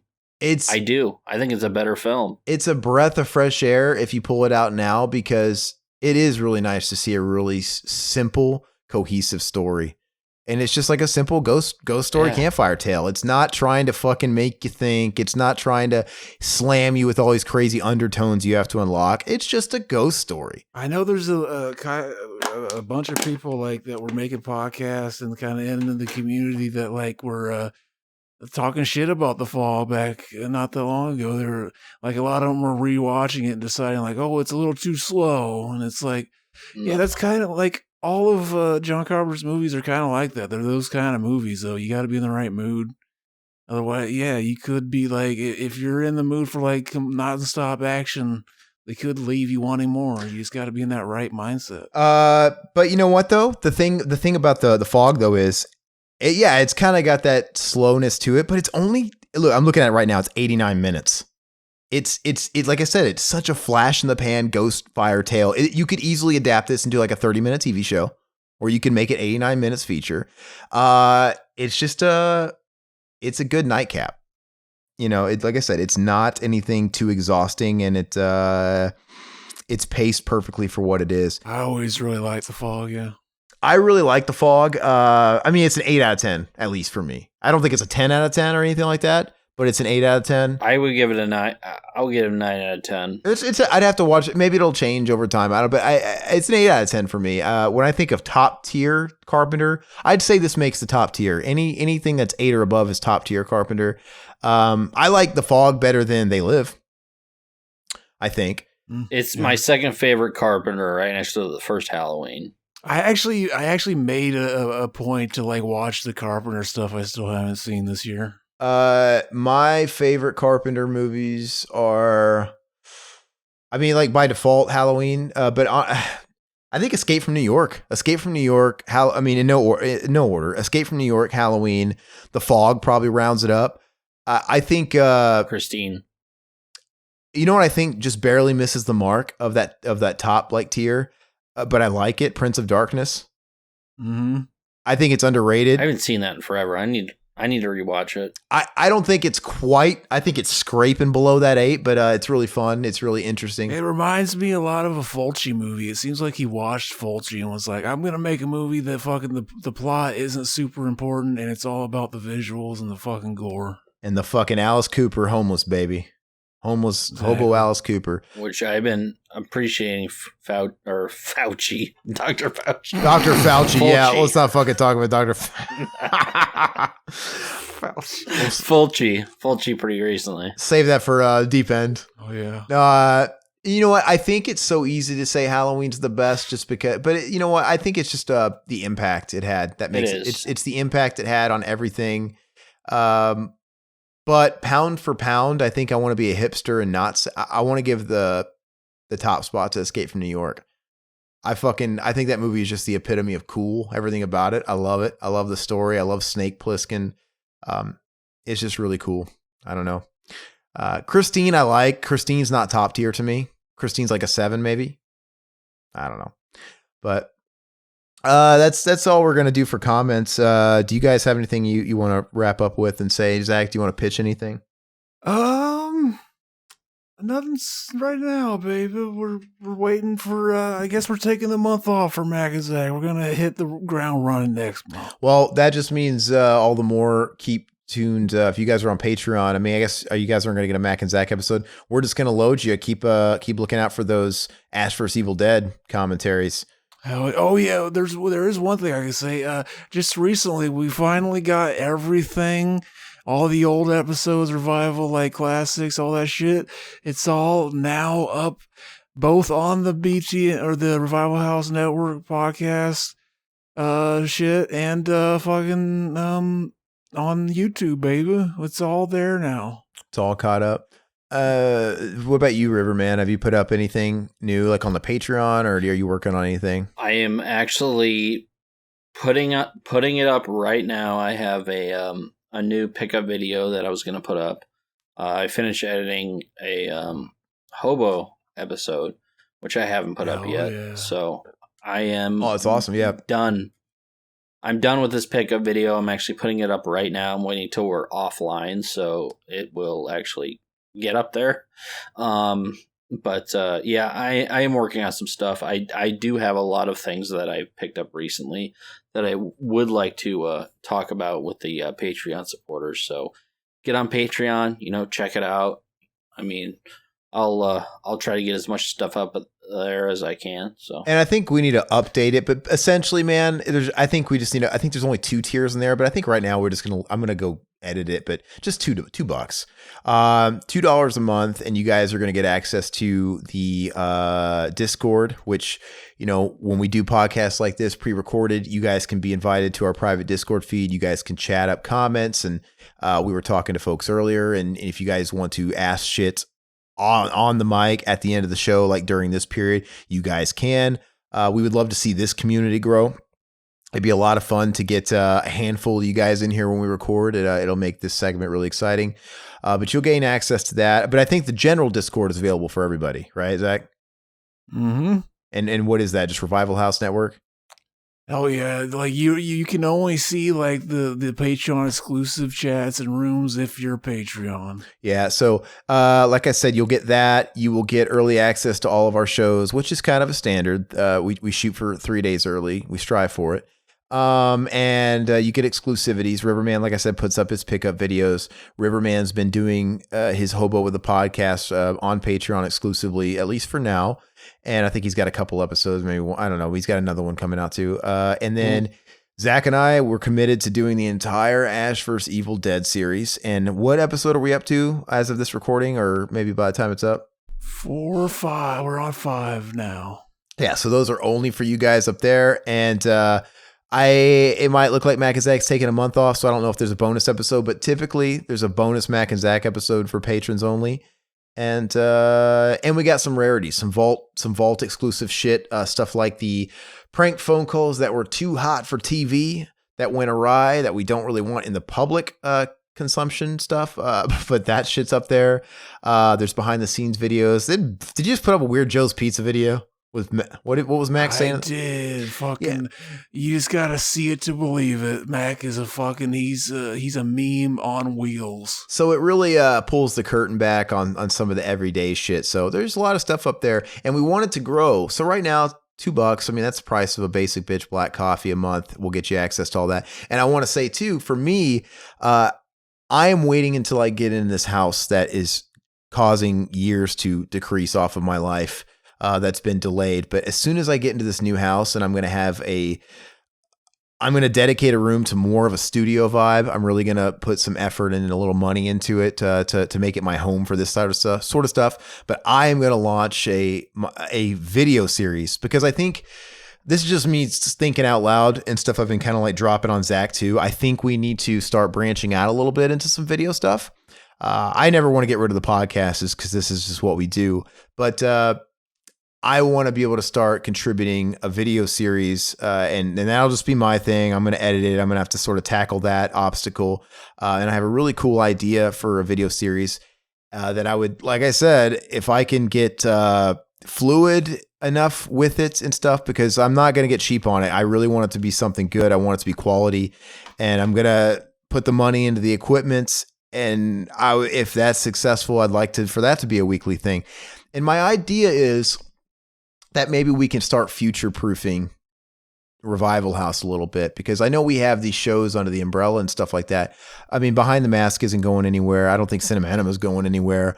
But, eventually we're going to run out of Exploited, right? Because we put up the archival shit and stuff. And Bat's been putting up new episodes when he feels like it. But eventually we're going to sort of hit the wall with that until whenever he wants to put stuff out. And then, other stuff might come and go. I think if we start creating video content too, and we can get something like that to stick, and it's really in-house, it's not just like some other person coming on. Because, I mean, if there's anybody we can trust, it's us.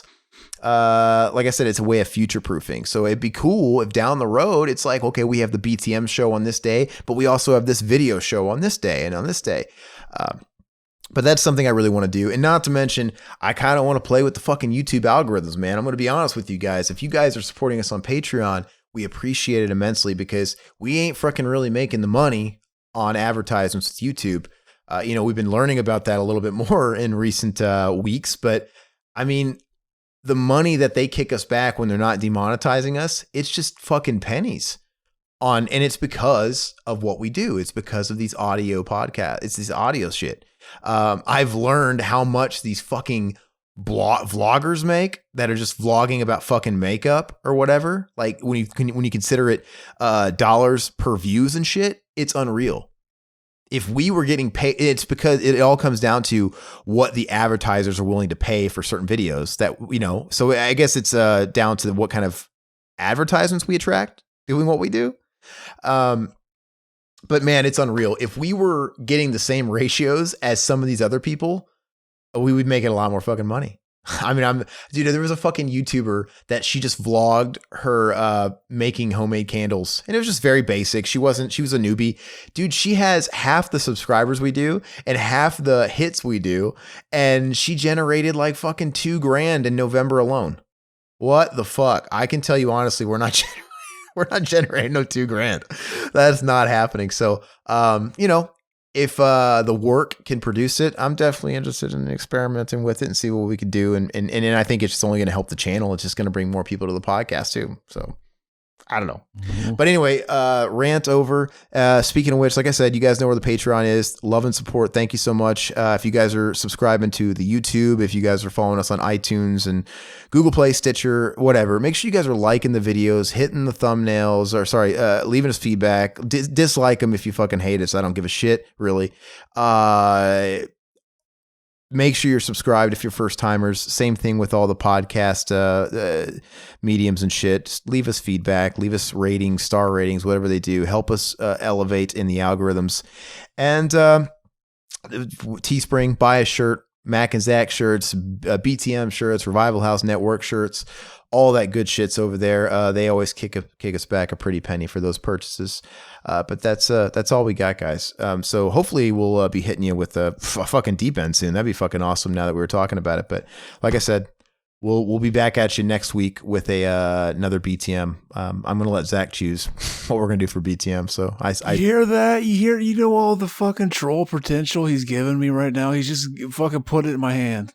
I tortured him with a Van Damme month, and he was a good sport. So, and I'll think about what my cinema enema choice is. Zach, I still haven't decided yet, but I think it's going to be either going to be what the fuck, Akira, because he doesn't do anime. I'm like, I think it's either going to be Akira or it's going to be Ghost in the Shell.